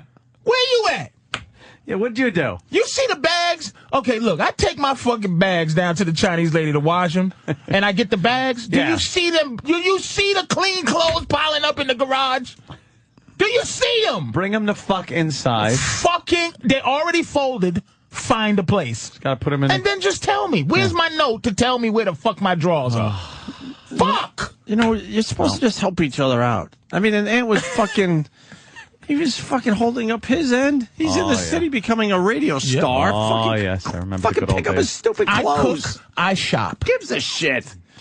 I cook and shop. All right, let's go. Yeah. Brad might have the answer finally to this fucking trivia question. I hope not. John and Jeff, Jocktober. Here we go. All right, let's go to Brad. You're next on the third shift. Good morning.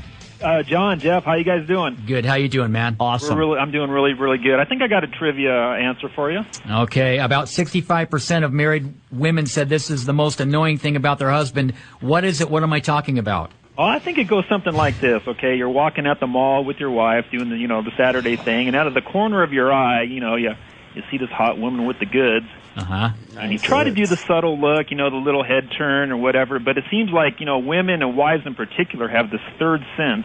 Uh-huh. And they have this radar, and they can kind of know where your head and your eyes are. And I think it's when you have the wandering eye and you look at other women that really bothers wives in particular. It does bother them, doesn't it? Yeah, so that's my guess.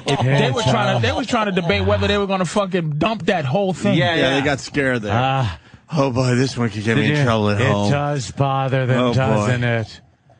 Yes. Yeah, because girls are just fucking throwing themselves at John and Jeff. They should be lucky if they are married or have a chick in their life. It does, doesn't it? Damn.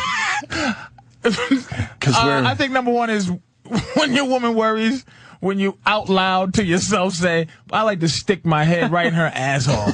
I want to smell her asshole. What did he wear? It does bother them. Oh, I wonder what her asshole looks that's like. my guess. It bothers them so much. That's the answer. Wow. Checking out the other ladies in public. No wonder guys wear sunglasses. See, because they're checking out Snatch. Yeah. Whoa, you fucking What was the kidding me? answer? It was girls get mad when their men check out other women. Bullshit. It's number chicks one. check out other chicks. Stop it. Really? Full of shit. Yeah, but women do get mad at that. That is an absolute truth. I will agree with you on that one, They Patrice. get mad. But you're going to waste a half hour of your radio show talking about it? Well, that's the point here. If the third shifters well, if you did it wanna right, I talk guess you about could, it. right? So a brim of the hat works, too. You cancel out your chick's eyeballs with the brim of your hat, and then you know you're safe to look over. How about this technique? Yes. When your girl goes, "You want to go to the mall with me?" You go, "No, bitch." And then you walk outside and sit on your fucking porch. How about this technique? That's a technique. How about No, this technique? bitch. No. How about I'm going by myself? That's a technique. Patrice's technique. How about this? No, bitch. No, bitch. You want to go to the mall with me? Nope. We got to get her on the show. I know she listens every day. We got to get her on the show. My money will be along for the ride. I'll stay here. Yeah. Just, you know, my money will go with you. How much you need? What are you going to get? Yeah. Your nails done? Here's $150. Here you Keep the go. change. And I'll see you And later. I'll look at other hoes. Bye-bye. All right, let's finish up Jocktober with John and Jeff. And pick me up the Bernie Williams CD while you're at the ride. I need a coaster. We got Laszlo outside studio. We got Bill O'Donohue standing by. Bill O'Donohue? I don't know how the fuck we're going to get all this in today. But we'll try. You'll find a way. We'll try. John and Jeff talk about being a dude. That's right. The last track from John and Jeff today. Yeah, I think every guy's guilty of it. Whether you're married, obviously single guys. It's We're men and we're programmed to look at things that are cool. For instance, we see This guy doesn't sound like a man, though. For instance, I don't know, a girl of 12 or 13 of Southeast Asian descent. Yeah. and we're programmed to look at things that are cool. For instance, we see a nice-looking Corvette. Oh, yeah. Wow, that Corvette is sweet. We see a nice-looking woman that's, well, how shall I say this, gifted. I am happily married. But we're going to look and we're going to say... Oh, my God. Jesus. He had to say that. You can hear by his Girl that setup. is gifted. Because you know why? Happily He goes married. home and she has to fucking, ask him a lot of questions about the show every fucking You day. said- He puts a delicious you asshole, said- right, in the same category. Yeah. Like, looking at some fucking girl bent over and seeing her asshole and vagina just there. Yeah. It's in the same category as a juicy steak.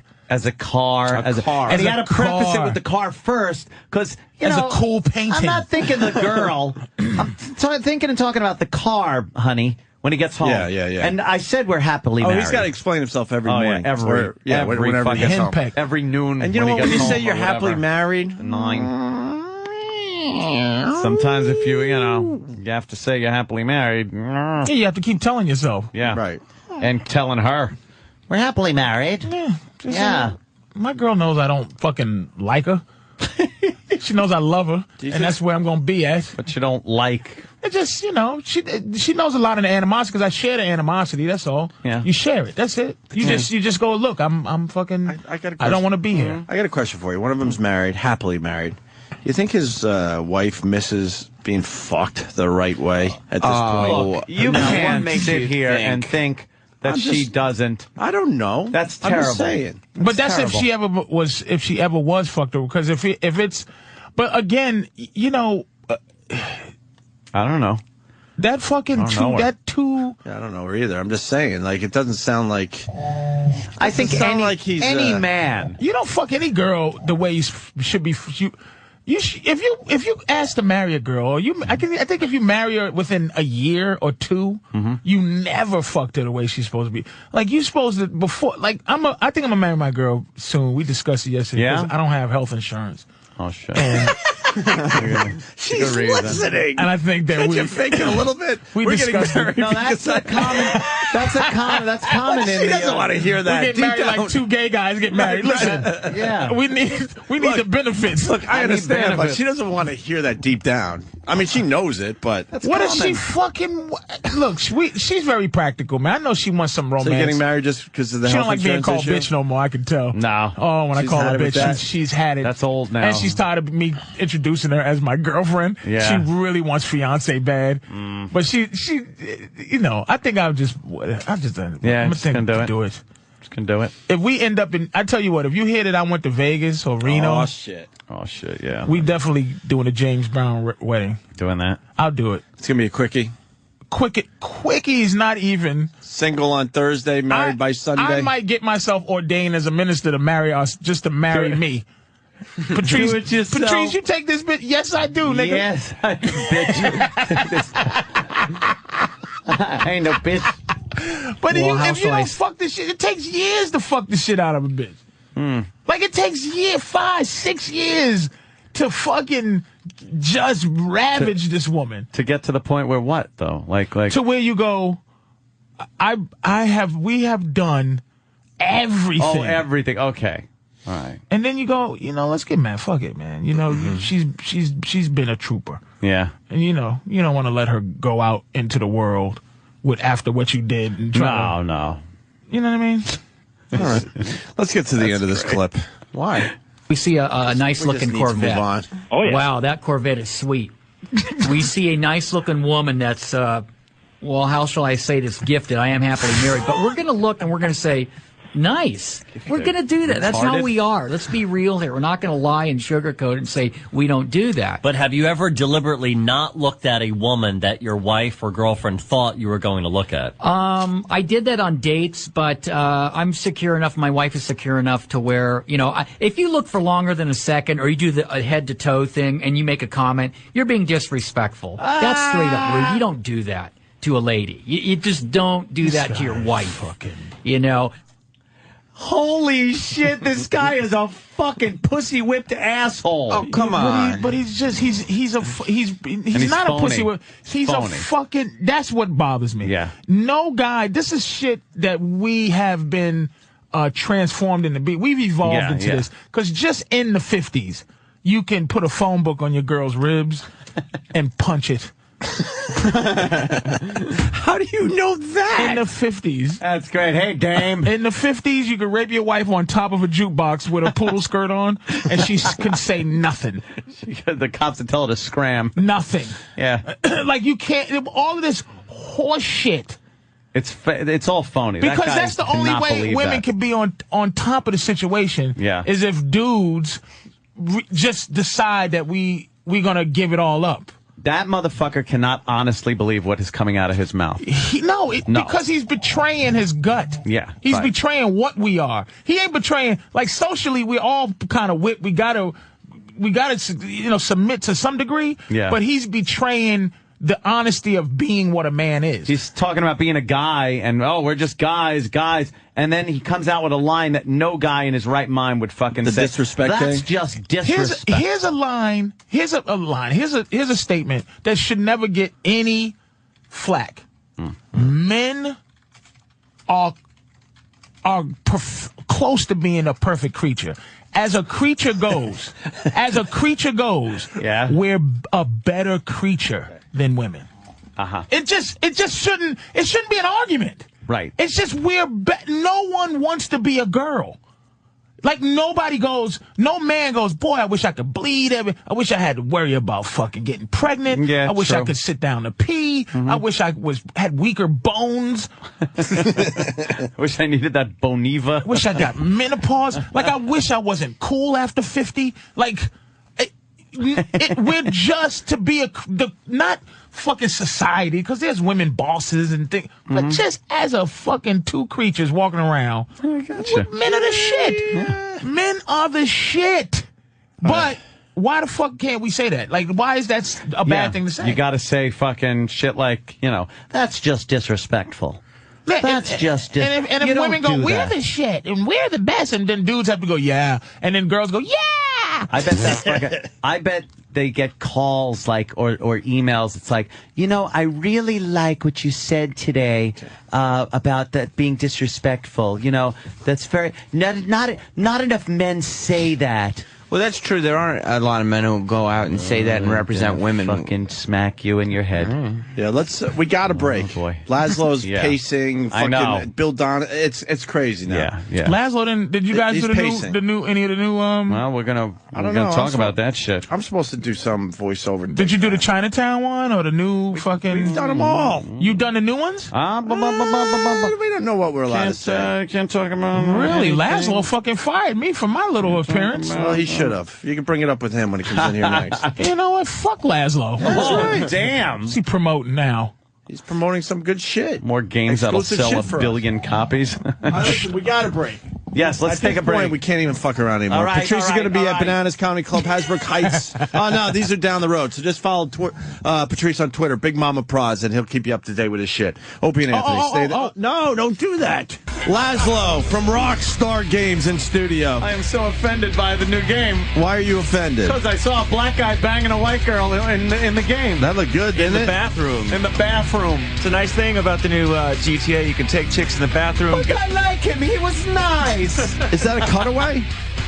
Some of them are cutscenes. Other ones, it depends because you meet chicks in the club in the game, and you get their number, and they'll when you see them in the club the next time, they'll just take you to the bathroom and blow you. Oh, damn! You guys have finally said fuck it all. I love it. Yeah, they just. I've been reading the articles over the years. Now you're like, you know what? Fuck everybody. You know We're going to make the game we want to make. Yeah, absolutely right. It's like people over the years have given you shit no matter what you do. So now it's just like, good. Fuck you. Right. Here it is. Blowjobs in the bathroom. Fucking cave her head in. Whatever you want to do. If they can do it in The Sopranos, why can't you do it in a video game? Yeah, exactly. I hear you. Fuck it. Wow, this looks great. Grand Theft Auto episodes from Liberty City. Yeah, it came out this morning. It's 2 full games on one disc. It's got The Lost and Damned and The Ballad of Gay Tony. The Ballad of Gay Tony. What's that about? Interesting name. Maybe you could tell us a little bit about it. So we'd stir it up a little bit. One of the characters in Grand Theft Auto 4 was named Tony Prince, and these 2 games, which are the sort of sequels to GTA 4, and they interweave with the story a bit. One of the guys, Tony Prince, runs all the clubs in the city, and you play as, and by the way, that gentleman was not black, he was Dominican. Oh. And so you play as Luis Lopez, and your partner is Tony Prince. And yes, hello, I'm Tony Prince. There's actually a gay club in the game for Steve to go visit. I was dying to get him to come in and do one of the voices for it too, but it would turn it too cartoony. Yeah. But yeah, it's the club scenes in the game are pretty amazing, especially with when you go into the women's bathroom, you can hear chicks in the stalls doing coke or getting bulimic, which was a lot of fun to direct with chicks. I'm like, all right, you're a bulimic coke whore. Hey, Ant. Yeah. It's a bit awkward because Bill Donahue just heard that. He's on hold. Damn. We're talking about a video game. Bill, go after him. No. No, I'm let's get Bill Donahue to go after Rockstar Games. No. Get him off our. Nah, he's all over. Hold on, let's Curb Your Enthusiasm That's right a now. Bentley, isn't it? Yes. You guys, let's go to Bill Donahue, and we'll go back to Laszlo and the new Rockstar Games here. Bill, how are you, sir? Bill. How you guys doing? You didn't still just hear working. that. You didn't just hear that last 2 minutes, did you? No, it didn't piss me off. Don't worry. Oh, good. Well, let's get right to it then. Speaking of being pissed off, you seem to be all over the place. Larry David, of course, did an episode of Curb Your Enthusiasm where he takes some kind of drug because he's having urinary problems, and when he urinates at an employee's house, a picture of Jesus is up on the wall, and some of his urine gets up by the picture of Jesus' eye, and the people in the house go in the bathroom afterwards, after Larry leaves, and say, oh my God, it's a miracle, because they think the picture is crying, and they want to take this on tour. Now, obviously, Bill, you have a problem with this. Basically, what is your take on it, and why the problem? Well, most of the stuff that seems to cross my desk lately is always gratuitous. It comes out of nowhere. It's not even integral or functional to the show. So you wonder, what is it about the writers that they feel a need to? Let's see now. What can we do? How can we tick off Catholics? Obviously, nobody would piss on Obama because then you'd be a racist and you'd be obscene, and we know all about that. Ain't been to my house. Yeah, I mean, these or as I say, listen, we can put some feces on a picture of the mother of Larry David, and then just see how much he wants to laugh about it. You know what though? I watched the episode last night. Just to prep for this, Bill, I do prep for you. And what I saw was something that was kind of, if you have a knowledge of Curb Your Enthusiasm, it was integral to the story because it is outrageous, and he does put himself in these odd, very awkward situations. I don't think it was gratuitous. I don't think it was prolonged. It was something that had happened. And it wasn't as if he was doing it to desecrate Jesus on purpose or the image of Jesus. It was part of the story, as we've seen in the news many times. People proclaiming they see miracles happening with Jesus crying or Mary bleeding. Why would you take this as being any more than that? It's a cheap shot, and it's always Jesus, or it's always a Catholic priest or a nun. It's never anybody else's religion. You don't think so? This way in imams. It's the same old nonsense. I mean, and if it's not with them, I just put out a statement just now. We look at these Halloween costumes. Okay, some immigrant groups are complaining because they have an illegal aliens out there. We know when there was a Danish cartoon of Muhammad, people led to violence in the street. Now, there are costumes of nuns and priests out there which are fine. There's costumes of Jesus, which I think are funny, as well as imams and ministers and rabbis. But there's only one costume where it shows one clergyman with an erection, and the other one is a pregnant person. I'm talking about a Catholic priest and a pregnant nun. Now, it's not being carried in Walmart and Target. Right. I've seen that over the years. When I was a kid, I used to see people do that. It's Bill Donahue. Sir, Bill Donahue, sir. Oh, this is Patrice O'Neal. Do you think God needs your help in these matters? No, I don't. So why don't you just stop? That's all I'm saying. Why don't you just stop being the representative for God? I heard you say "I" about 3 times. Here's my problem. I always have to make things racial. How come the upsetness is not the fact that Jesus always looks like Charles Manson instead of what he really is, somebody from the Middle East? No, he wasn't. He was the son of God, and God we all know is a white man. Why doesn't that offend you? Why is the fact that he looks like a session drummer? I think, you know what I think we need? I think we need more Amos and Andy and Little Black Sambo. Yeah, we do.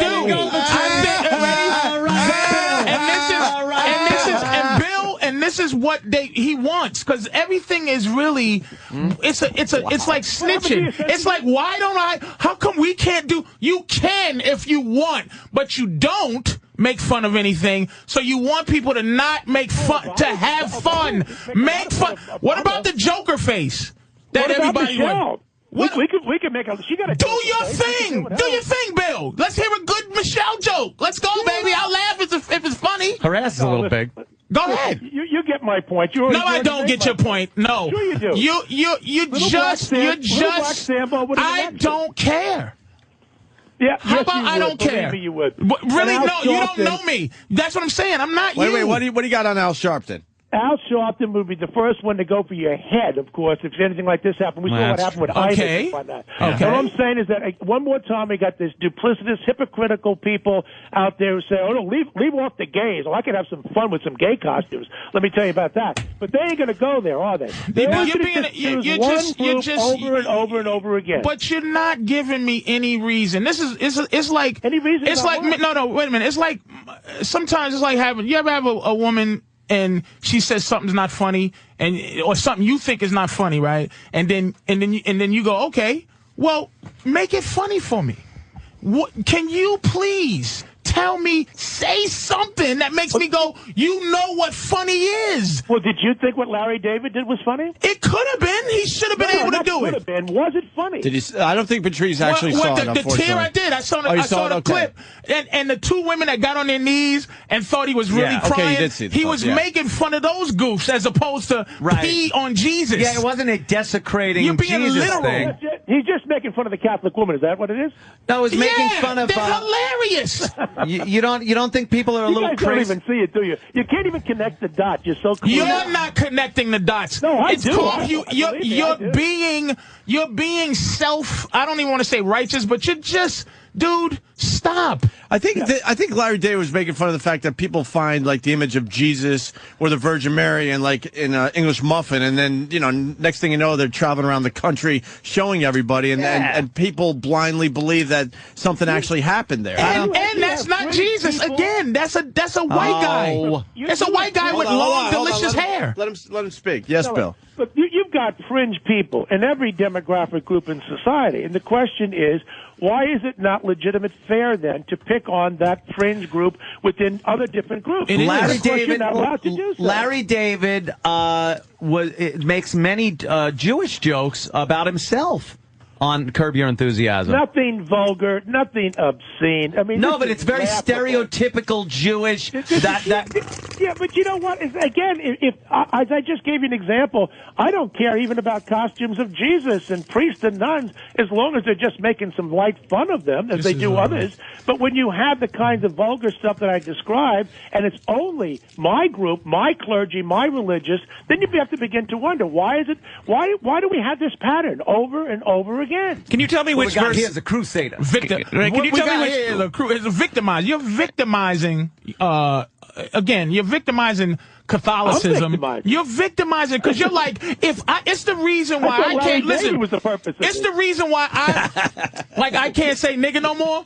White people have figured out a way to get black people not to say nigga no more by saying the N-word. Because if you can't have fun, nobody can. So you think Christianity's under attack, but it ain't. It's a Jesus joke. And you still didn't answer me. Bill, you still didn't answer me about this white Jesus. You still didn't answer it. What about white Jesus? I don't care about What if I'm offended that Jesus is always white when he's from the Middle East?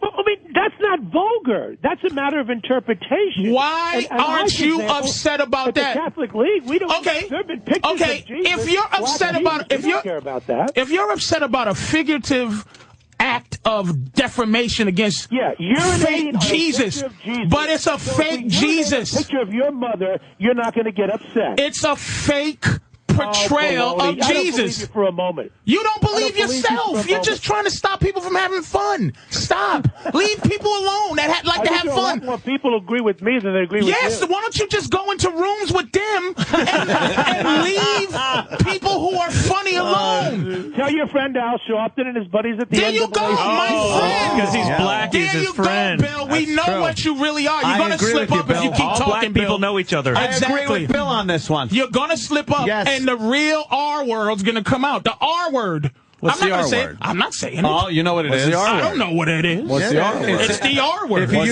you use the N word, you're an R.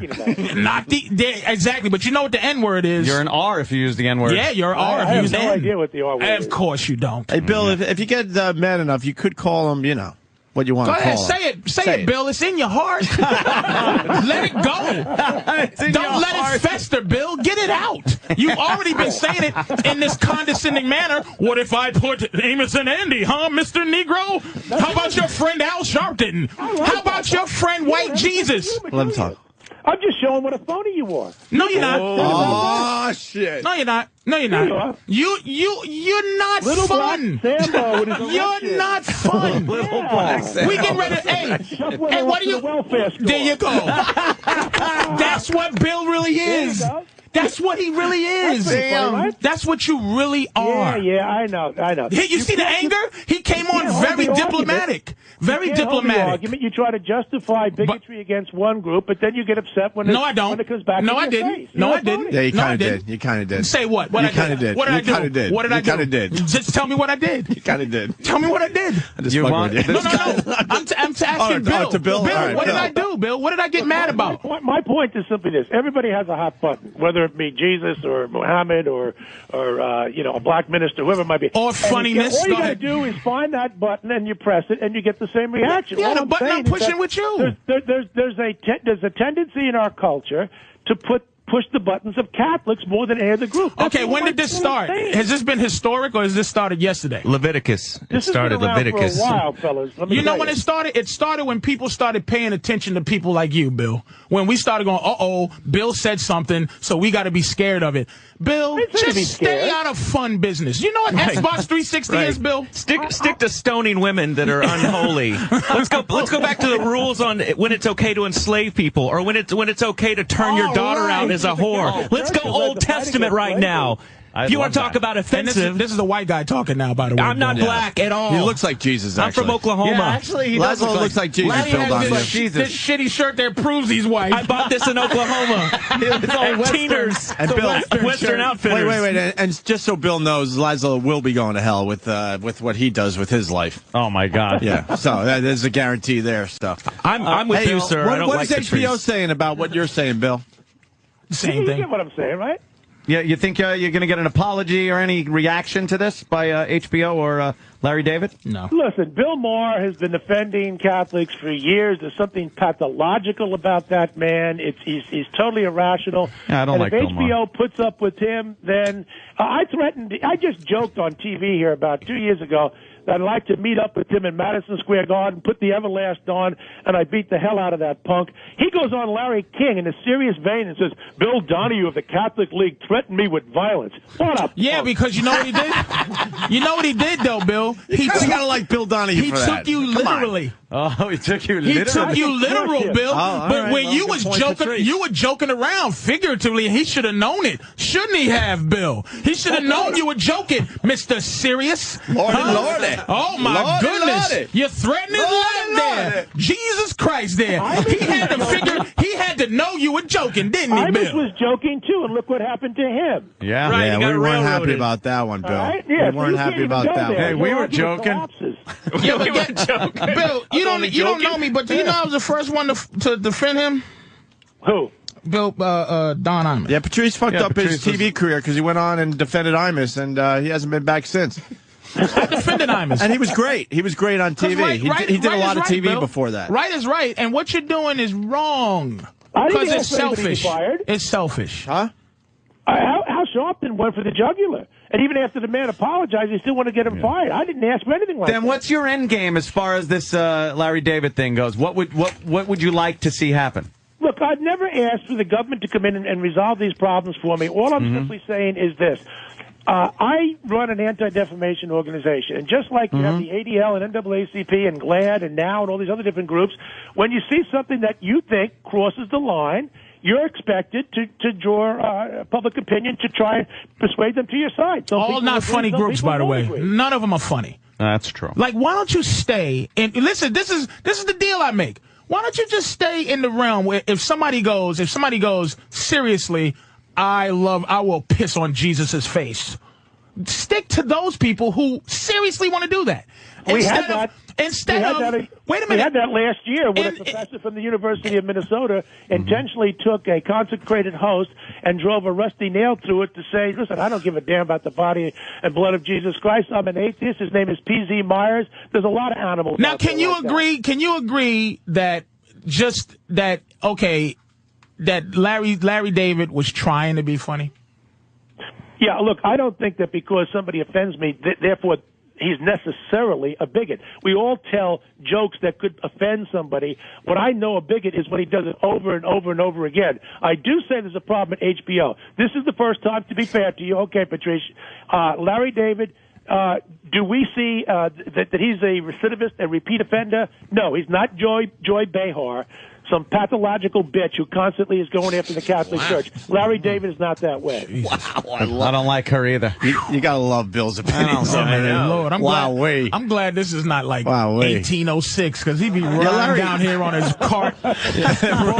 Boy, would I have no thumbs and a lot of tar and feathers on me? How bad do you want to drink with Bill Donahue to find out what really goes on in that head? Stop. I'd like to catch him doing This is something. him under control. This is just too much of a zealot, man. Stop that nonsense. Look, I mean, Larry David has obviously moved on. He doesn't care that much. He's going to move on to the next target. He's made fun of cripples and everything else on the damn show. The real problem there is HBO because Sarah Silverman went after Catholics 2 weeks earlier, and whose show did she do it on? Bill Maher's show. And where's that shown on? HBO. So there is a problem over there at HBO. Bill, let's just say it together. It's the Jews. It's always the Jews. Let me address that very, very. It's like Ali Frazier. Right? It's like Ali Frazier. If you look at anti-Catholicism in this country from the time of the founding up through, I'd say about roughly through the mid 20th century, anti-Catholicism basically came from one group, Protestants. I would say over the last 50 years, it comes from two groups. Catholics who are alienated, one foot out the door, and left-wing secular Jews. Very little of it comes from Protestants. It's been a big change in the landscape. Well, I still have home blasphemy. Like this office meetings. Hey, I like that one, home blasphemy office.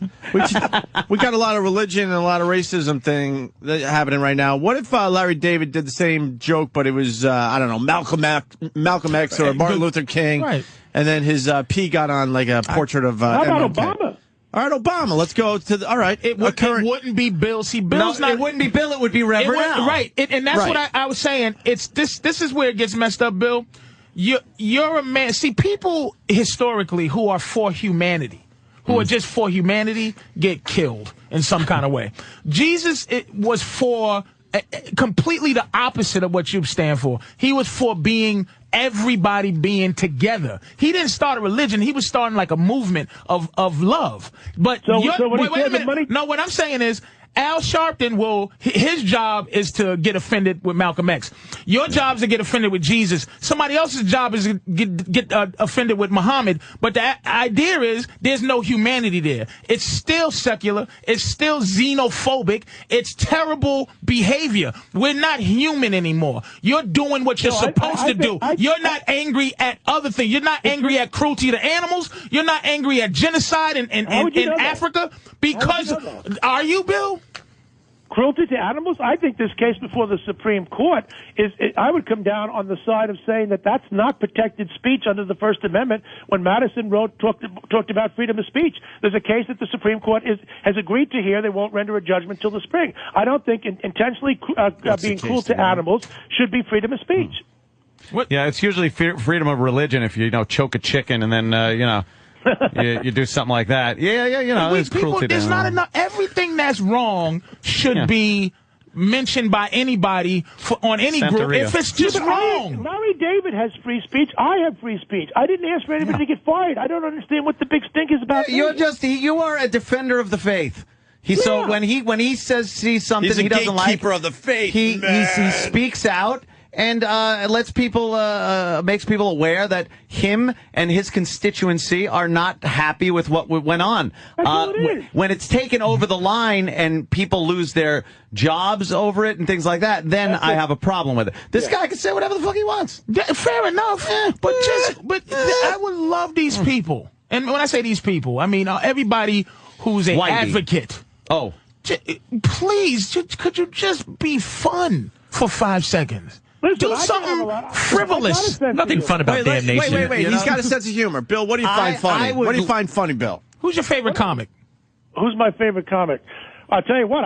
For years I've liked Jerry Seinfeld. I mean, I think he's. And I have to say, Larry David's a brilliant guy because he created that show. Yeah. And I guess that was part of the thing that made us wince. To say, why would a guy that smart have to stoop this low? That's really. Well, it's kind of cutting edge in a way. It really is because it wasn't perpetuated through the whole thing. It wasn't done with malice and stuff. It was part of the story. That wheelchair episode was hilarious. It's like as if you guys are saying that I'm painting him as if he's a Klansman or something. All I did was say, I put out a statement called urinating on Jesus, and I described what happened, and I didn't like it.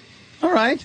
I could deal with that. I'd like to actually have a few beers with Bill and let him start getting into that Sambo thing. Up with me. I know. Let me tell you. Oh, wow, that's a challenge right there, Ant. Bill Donahue said you can't keep up with I have 2 kegs in my house. Do you have 2 kegs in your house, Bill, on tap constantly? I have loads of kegs in my house. I live up to the stereotype of being Irish. Damn, I'd like to do that, and I want to hear these little Sambo stories and everything out of him. After a few beers, it's all just go right into it. There's no coffee allowed in my house, just beer.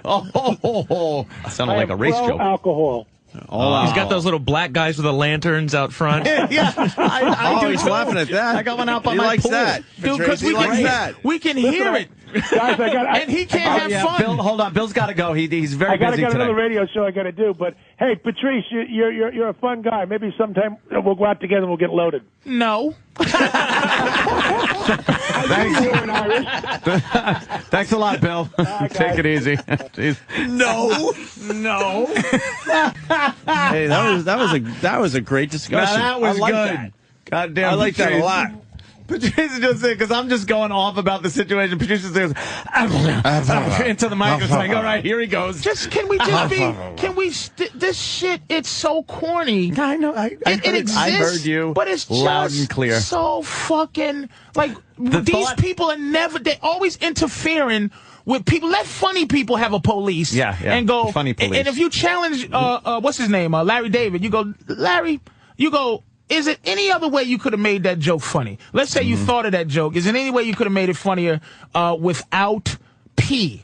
So you go, well, water. It's I not could have been fun. washing my face and splash. A mistake pee splash Yeah. on a Jesus. No, you expect it to be funnier. pee with Larry David if you know Curb Your Enthusiasm. The idea is like, holy shit, I fucked up. Like, it's the awkwardness of... Yes. And it's And he just acknowledged in the show he fucked up. He wasn't like purposely going, look what I'm Well, going to do. that This was my fucking point, Jesus too. portrait It's thing. not like, you know, it was it's an not accident. like the artist that goes So he kept out it a little safe. and you know, pisses on a crucifix and then Right. rubs crap on it and says, this is my art. Right. You know, it's different than that. Hold on, I got to jump in for a second because Patrice, it's an ongoing theme with our show. The big problem is the people that listen to Bill Donahue, Reverend Al Sharpton, and the rest of them. That's the real problem. I don't give a shit that these guys are protecting something that they believe in. I don't care. Yeah, fuck it. But all of a sudden, then people rally around someone like Bill Donahue or Reverend Al and get people fired. That's cited. Those are the people I have a real problem with. Yeah. People that are looking to get offended. And they fight. They fight, but look at what's happening though. It just goes into something like yesterday. I bought a couple of video games, and they want your ID now, like your ID to buy adult video games. Are you dude? Yeah, me? and they boop, and it's a world of this kind of martial status, this law, this overwhelming, where this guy Bill Donahue said in his riff at least 3 times. Sure. I. It gives you this godly. Listen, I always knew bullies. Look, look. Let's be honest. Early in my comedy life, man, you can make fun of Asians all day long, and Indians. As soon as an Asian got a little power, got somebody fired. Now you think they go, okay, we're going to be a fair and just fair people. And go after things that are frivolous. Yeah, good rock. Exactly. Take that, so it's like face. you can't be fucking made fun of. And it's just shocking. Look, can you make fun of black people? Of fucking course. Can you? If I love making fun of white people, why the fuck would I say you can't make fun of black people? I know. Or Asians or anything. Yep. And it's that it gives him this power. He's on a fucking radio tour. Gotta go, everyone. Yeah, yeah. I got another radio So now show. he's just watching for someone to fuck up. Look. Because we gave him power. You know what's we, fucked the up? media, the fucking people gave guys like Bill Donahue and Reverend Al Sharpton fucking power. Let me tell you something. Bill Donahue got us fired for the Sex for Sam thing. Because he went on TV yelling and screaming about what we did, and then the people listened. The fucking people, the fucking company, the fucking suits, they listened to Bill Donahue instead of telling them, go fuck yourself. Well, these guys made an honest mistake that day. Or that wasn't funny. Same thing with fucking Imus with the Reverend Al thing. People listened to fucking what Reverend Al was spewing. Reverend Al technically didn't get Imus fired. It was the people that were listening to him. Imagine if people, if Funny had a police. And the Sex with Sam happened, and just the Funny police said they leaned into the TV and looked at Opie, Anthony. That just wasn't funny. Yeah, wasn't funny, and we all agree. A lot of people just took a vote. It just wasn't funny. And then you go, which by the way, try better, and you slide away. But I'm saying, which by the way, I agree with. Just it was a shocking little bit that but fucking I'm not saying blew up it in our wasn't face. funny. But let's say you tried, and we know you tried, didn't work out. As opposed to destroy life. Get you out of here, you're fired, right. What? Stay out of funny business. You know what amazes me is that Bill Donahue, the way he was talking about like Reverend Al Sharpton, they are exactly the same. They really They're are. the same They're people. exactly the same person. Absolutely. Negative. If you They're just a negative peed image. on a picture of Malcolm X or Martin Luther King or black religious figure, say Jesus, motherfucker. He wouldn't hear from him because Al Sharpton is in charge of black people's problems. Yeah. But that's where it goes away. It's like and Al Sharpton should be on board with Bill Donahue. This how you know it's racial, because Al Sharpton is fucking up. He's a Baptist, which is Christian. He's a Christian. You'll never have Jesus to tell should be me. his fucking problem. You'll never too. have to tell me that it's racial with Reverend Al. But I'm saying this is where Bill. it's all horseshit, because he's in charge of white things happening to Jesus, and Al's in charge of black things happening to Jesus. But what the fuck? How many beers before the nigger jokes come out with fucking shit. Bill? Bill Donahue. How many beers? 2, 3? Nah, he's got a tolerance. How many? So he'll hold out a little You bit know longer what? than that. You I bet see, was coming out, and yeah. I don't think he was laughing. Dude, Oh, if we had 10 more minutes, yep. That's why he had to get off. That word would have popped. He had to get off. He's like, I'm ready. Oh my God, I think he knew he was ready. That's why Because we were told pull a Kramer. We were told we had him until 10:15, so I think he was losing control. Yeah, because he was getting ready. He said Sambo a couple of times. Patrice, what if somebody shit on your black mama? Yeah. He started on your mama, and you know I'm from Boston, man. That is fucking phase 1 of white boy shit. Yeah, phase 2 is watermelon and chitlins. Exactly. That's phase 2. What if I do something to you, niglet? It's to get. Right. I'm way past that shit, motherfucker. You can't. That he was on that. I could feel him, and he would have got to that point. Yeah. What was really great is listening to him rant about religious stuff. And in the background is GTA, like this insane violence. That was funny as shit. Anthony was losing his shit. And I'm trying to lay the whole thing. I was trying to lay the whole thing out for the audience, and I turned my head and saw a man's head explode in a car. It's fucking hysterical. That's why I said you're going to hell, because you're behind these games. And he loves his job. This motherfucker, it's fantastic. Yeah, why don't we seg into what Laszlo's up to today, because we're running out of show fast now. His boy loves his job. I'm going home and fucking playing He's this. like, social commentary? Yeah. Huh? He just kept playing the game. I'm playing my $5,000 Xbox. with a fucking brick that works, motherfucker. and Patrice is bummed that there's no cheat codes anymore. What the fuck happened to cheat codes, nigga? What does that hurt anybody? There's cheat codes. Do we have cheat codes in our games, Johnny? No. You would know, Laszlo. Halo, no cheat codes for fucking Halo. I don't know. Call Microsoft. And after that's his fucking... Right. He just passes the buck. That's the thing is, but somebody's Xbox is fucked up and they're mad at me. Yeah. It's like, how am I didn't make that fucking thing. I don't work at Microsoft. You make fucking these games. Right. Why don't I have XXB squared X no more so that I can just get the best gun and have fucking fun? We have cheat codes in GTA. We have cheat codes. Yeah. I will send them to you. You can't find them online? Yeah, just Google. Not for the ones I want. Put cheat codes in there. Yeah, you can. I want a Halo Maybe cheat not codes. the day it comes out, Where's but after Halo a cheat while. codes? Where's Halo cheat Watch codes? how fast Halo cheat codes? Sam, find Halo cheat codes right now. Halo doesn't have cheat codes. He thinks Halo's a wrestling character. Yeah, Grand Theft Auto 4, you could pop up your phone and type in a number, and you get all your weapons, all that kind of stuff. And this Damn. one? And this one, too. See, You have that's them the already? shit. I got it all. Laszlo, what do we got? What do we got? Because we're running out of show for I real. am fucking playing this. Grand Theft Auto episodes from Liberty City in stores today.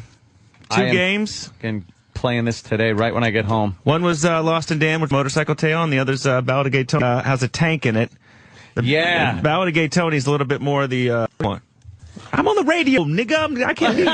I see a tank in it. Yeah, he's fucking trying to You want me to write down cheat codes as he's for trying you to right promote. now? He's got a job to do Just right saying, now. write down them cheat codes. Nigga. Well, Laszlo, I'm focused with you. So we got a tank. What's up with the tank? Yeah. So, Ballad of Gay Tony is a little bit more sort of lighthearted, over the top. Because it's into the whole kind of goofy club scene of New York City and making fun of that. But, you know, you can base jump in the game. You saw him parachuting off the top. Yeah. There's one mission where you have to assassinate a guy on top of the Empire State Building and then base jump off. There's tanks. That's cool. And in the multiplayer, there's base jumping as well. So you see how many buildings you can this you is can Park jump Avenue, from. right?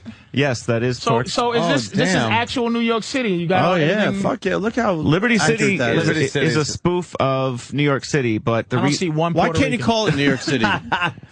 Because we want it to all be a complete spoof, right? Okay. You know, and to kind of create our own world that looks very familiar. And let's be honest, if you called it New York City, it would be like all of a sudden Bloomberg would come out and go, this game is horrible. It's showing the police, NYPD and firemen being savage and ravaged by... And speaking of Bloomberg, it's got to be said, his pep rally fucking sucked a He's dick. an asshole. We should Fuck get the him. audio of the pep rally.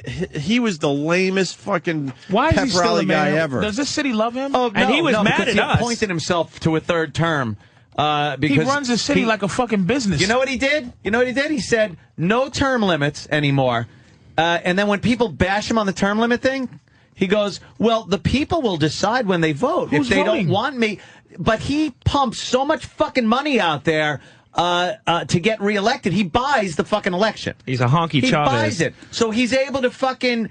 get Do we term love limits thrown out. Bloomberg? No. I don't Who's the know. other guy that was I don't in have for an years? opinion either way on that one. Giuliani. No, the other guy.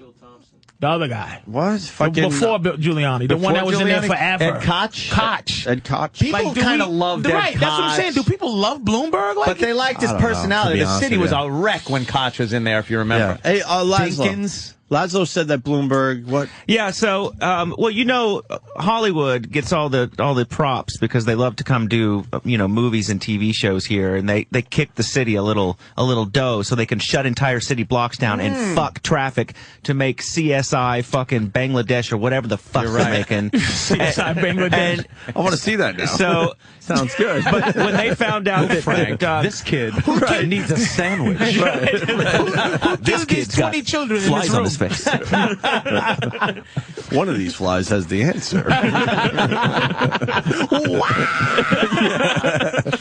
damn it, I want to see guys with a sitar. I want to see Bangladesh playing that song on a fucking sitar. Right. But when they found out that Grand Theft Auto 4 was going to be set in a spoof New York City, they got all wound up. Yeah. Because they weren't because it's a virtual entertainment product and they aren't getting paid. Meanwhile, Rockstar hired hundreds and hundreds of actors in New York City, including the fine Patrice O'Neal, to do voices in the game. You got us for free, didn't you? Yeah, well, yeah. You guys for free. Yeah. Motherfucker. Hey, we're just happy to be there. Yeah, I know are you? me. Are you happy to be there? I will go down there. I want some fucking cold hard cash. I will do any voice for any game. Motherfucker slipped right there. You paid Patrice, did you?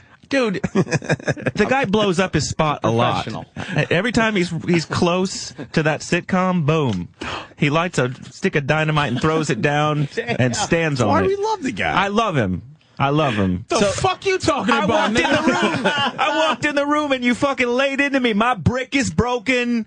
All this shit. So, you kind of went right after So him. fucking fix it. So get me a fucking new brick, nigga. Fucking treating the tech guy like a piece of shit. I can get you. We have got a room of bricks. I can get you one. Motherfuckers that don't even. All I ask is a brick. He's talking about my sitcom career. White people join in to have all the power. What sitcom, bitch? You put me on a radio station in GT4, you fucker, and nothing else. Eat a dick, nigga. You know, Laszlo, he makes a point. Yeah, you ask true. us to be in these projects, and it takes at least 80 hours to find your own fucking voice. Fucking guy. I fuck up my career. Right. Everyone found Hey, look at the things I could have did for you for $4.99 and a fucking free game. And I got a deal with a room full of thises. That guy. Fucking only thing he's missing is his weed and his not getting pussy. This fucking tank driving asshole. We're talking about God. He's like, dude, this is ridiculous. I need to find out. I need to drive down fake Fifth Avenue. He's in Times Square now. Eat an asshole, nigga. Look how good it looks, though. Gunning down people. This fucking thing looks good. He's in the Times Square of the game. This does look great, though. Hey, could he drive to the Sirius XM building?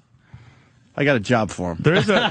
What's the difference? Let me ask you, I think you're pretty close. What's the difference between you can see?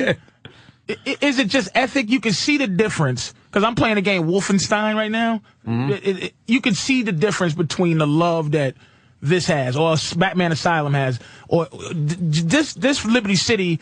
You can see the detail and the fucking whatever. There's a haze in the air. Is it an ethic or is it the engine or whatever? No, they have enough money to like hire the best fucking people. Yeah, for this I mean, shit. that's what it comes down. This engine took us 4 years to make. Look at the halos around the lights in the haze. Cool, that's what I'm saying. So it's not. Yeah. So it looks like early morning in New York City. City. You know, a lot of sun comes up. You know, pumping out a game in a year or two, you tend to take a lot of shortcuts. So you know, the engine that is the Grand Theft Auto 4 engine, and then the engine that is in episodes from Liberty City. Is this the top of the line engine? He is wreaking havoc. I mean, it's our own engine. It's called the Rage engine. Would people say that it's it's your own it's engine? The top. Yeah, top we've of the got line. we've got coders. That's amazing. We've How about got like Madden rooms 10? full of Hey, coders. What kind of engine is that? Is that up there with you guys? Madden 9. It's Hey, the same Laszlo. of Madden Really? 8. I don't know. I'm not a big of- fan of the Madden games. Speaking of Madden, they look pretty good as far as sports games go. And I got a question for you really fast. I play Tiger Woods. Why are the graphics on Tiger Woods so fucking lame? They don't have that much money behind them or something? You would think. Well, the gameplay is very accurate, but the fucking graphics suck. See, I never understood that. What's that because- about? The way these people move, it's just. It's well done, man. Well, we just assign well done. physics to each person in the game. They've actually got skeletal structure, so their body will ragdoll when they hit the hit the ground. I'll tell you, the next genius move for Rockstar is to. Here's the game I want. I'm in the first persons and all that.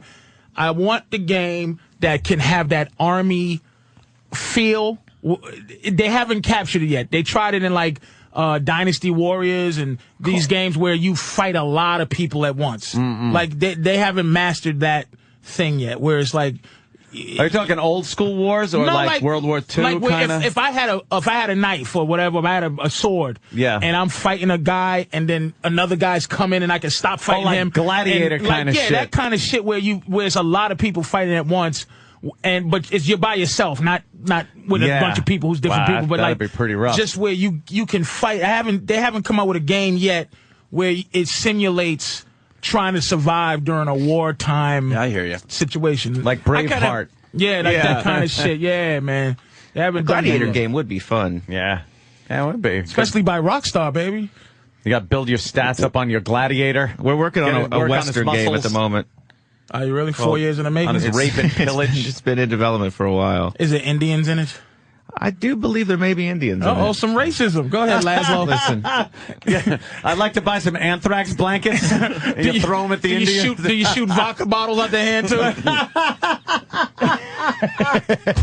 Do they, in the game, you push your A button, they go, Right. You win an entire level just by bringing them some liquor. They just get fucked up and stumble around. Me want 'em game. You buy some cigarettes from them.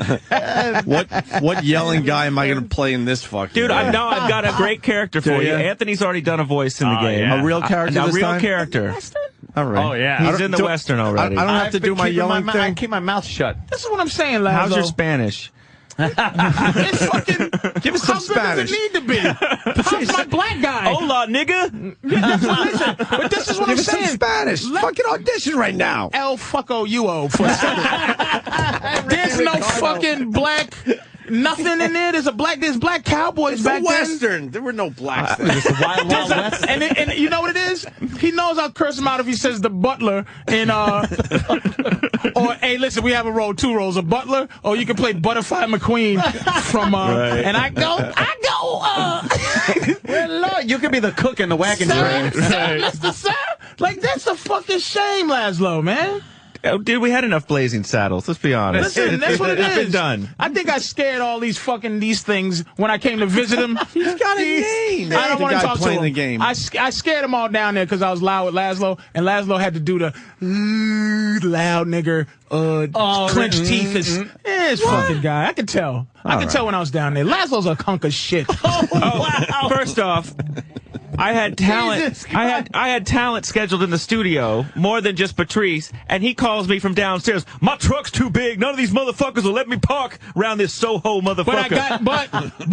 But I got there on time, not like the other Negroes that they were licking their fucking taints and didn't get there till the next day. I was there. Let's be honest. Wow, you guys got a real problem. I love this. Laszlo doesn't call me for these little things. I'll do them for free. He only pays $6.99, and I don't mean $699. $6.99. I found Patrice in the cutout bin. You know, but I came up there, and it was just a lot of people who don't get it. They're very hard at work every time I've been there. No, they're not. They're too busy to say hi. No, they're not. We're not socializing when we go there. I go in there and walking through. I'm like, We this is talk a great. little, Talking to we the do our people. thing, we and get they like out. this. And, you know, sitting in Laszlo's fucking nice office. Yeah, it is you can a tell nice the new aged fucking the new age office of the new Dude, that office the new rules. people where it's I like like that it's my office. big office. But dude, I'm hanging out. Got a tennis ball. No, I've got a buffalo skull on the Got wall. a signed ball bag from T.O. Dude, I'm just chilling. I don't have Got a cat box. Dude, cat box? I'm not a real executive. I'm just I a have crazy a bottle dude. of whiskey in my office. And then he comes here and goes, see how your career gets destroyed with your big nigger mouth. You suck my balls. Rockstar Games, you motherfuckers. Yeah, I guess you just proved you don't have a big mouth. You're right. You're right. He's never antagonistic with anybody that might give him not work. at all. You know, I think you turned a lot of people around today, Patrice. Fucking asshole. Fucking. Go eat a candy bar. Jesus.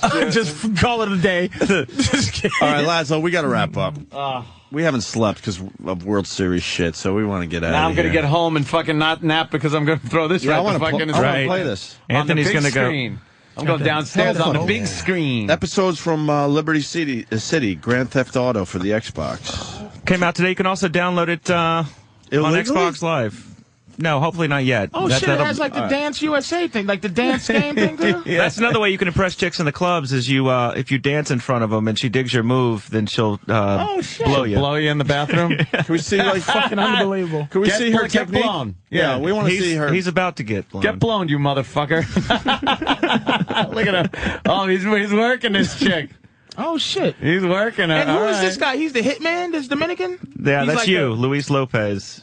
Yeah. He's the big guy for gay Tony. He's got his hand. He's rubbing her ass. Yeah, he's smacking her ass. This is working. Come on. Is it working or what?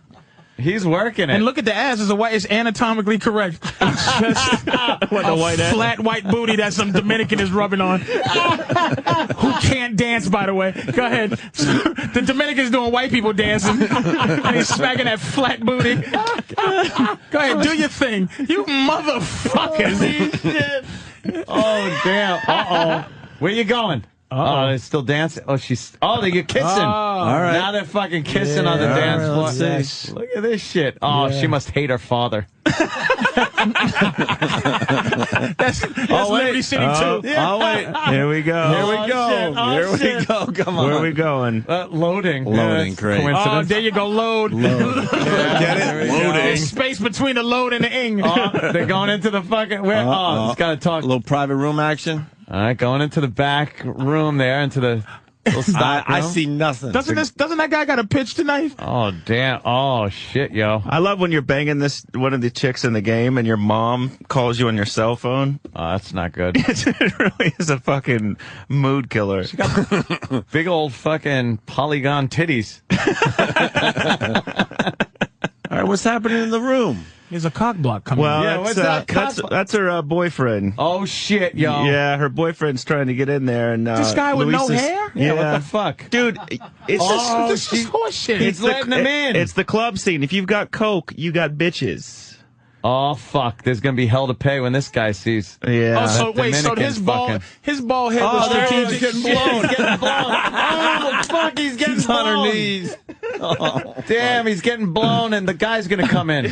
So this ball guy, this is strategic. To say, hey, anybody can get pussy if you got coke. Oh shit! All right, he's not happy. Uh-oh. Yeah. She just wiped her mouth. Oh, the lipstick smudge too. Yeah. Yeah. Oh, is he pissed? What the fuck are you doing? Smack that bitch. Who played the voice of this guy? I don't know. Laszlo. Rich Voss. He just punched her in the stomach. Yeah. Oh, no, that's not good. No. Oh, he spit on her. That's not good. The Dominican. He found his coke whore with another man. Yeah. I'm calling Bill Donahue. This should not be out there. I'm surprised his audio isn't up on the board. Now, shit, you're gonna have to work now, bro. You're gonna have to work. It's on. Take out the owner. Hey, wait, you're being shot. Yeah. What the fuck are you doing? You're just standing there. What are you doing, man? Hey. Oh, my God. Hey, dummy. Hey. Oh, fuck. He knew he had time. Face. He knew he had time. All right, we got to get out of here.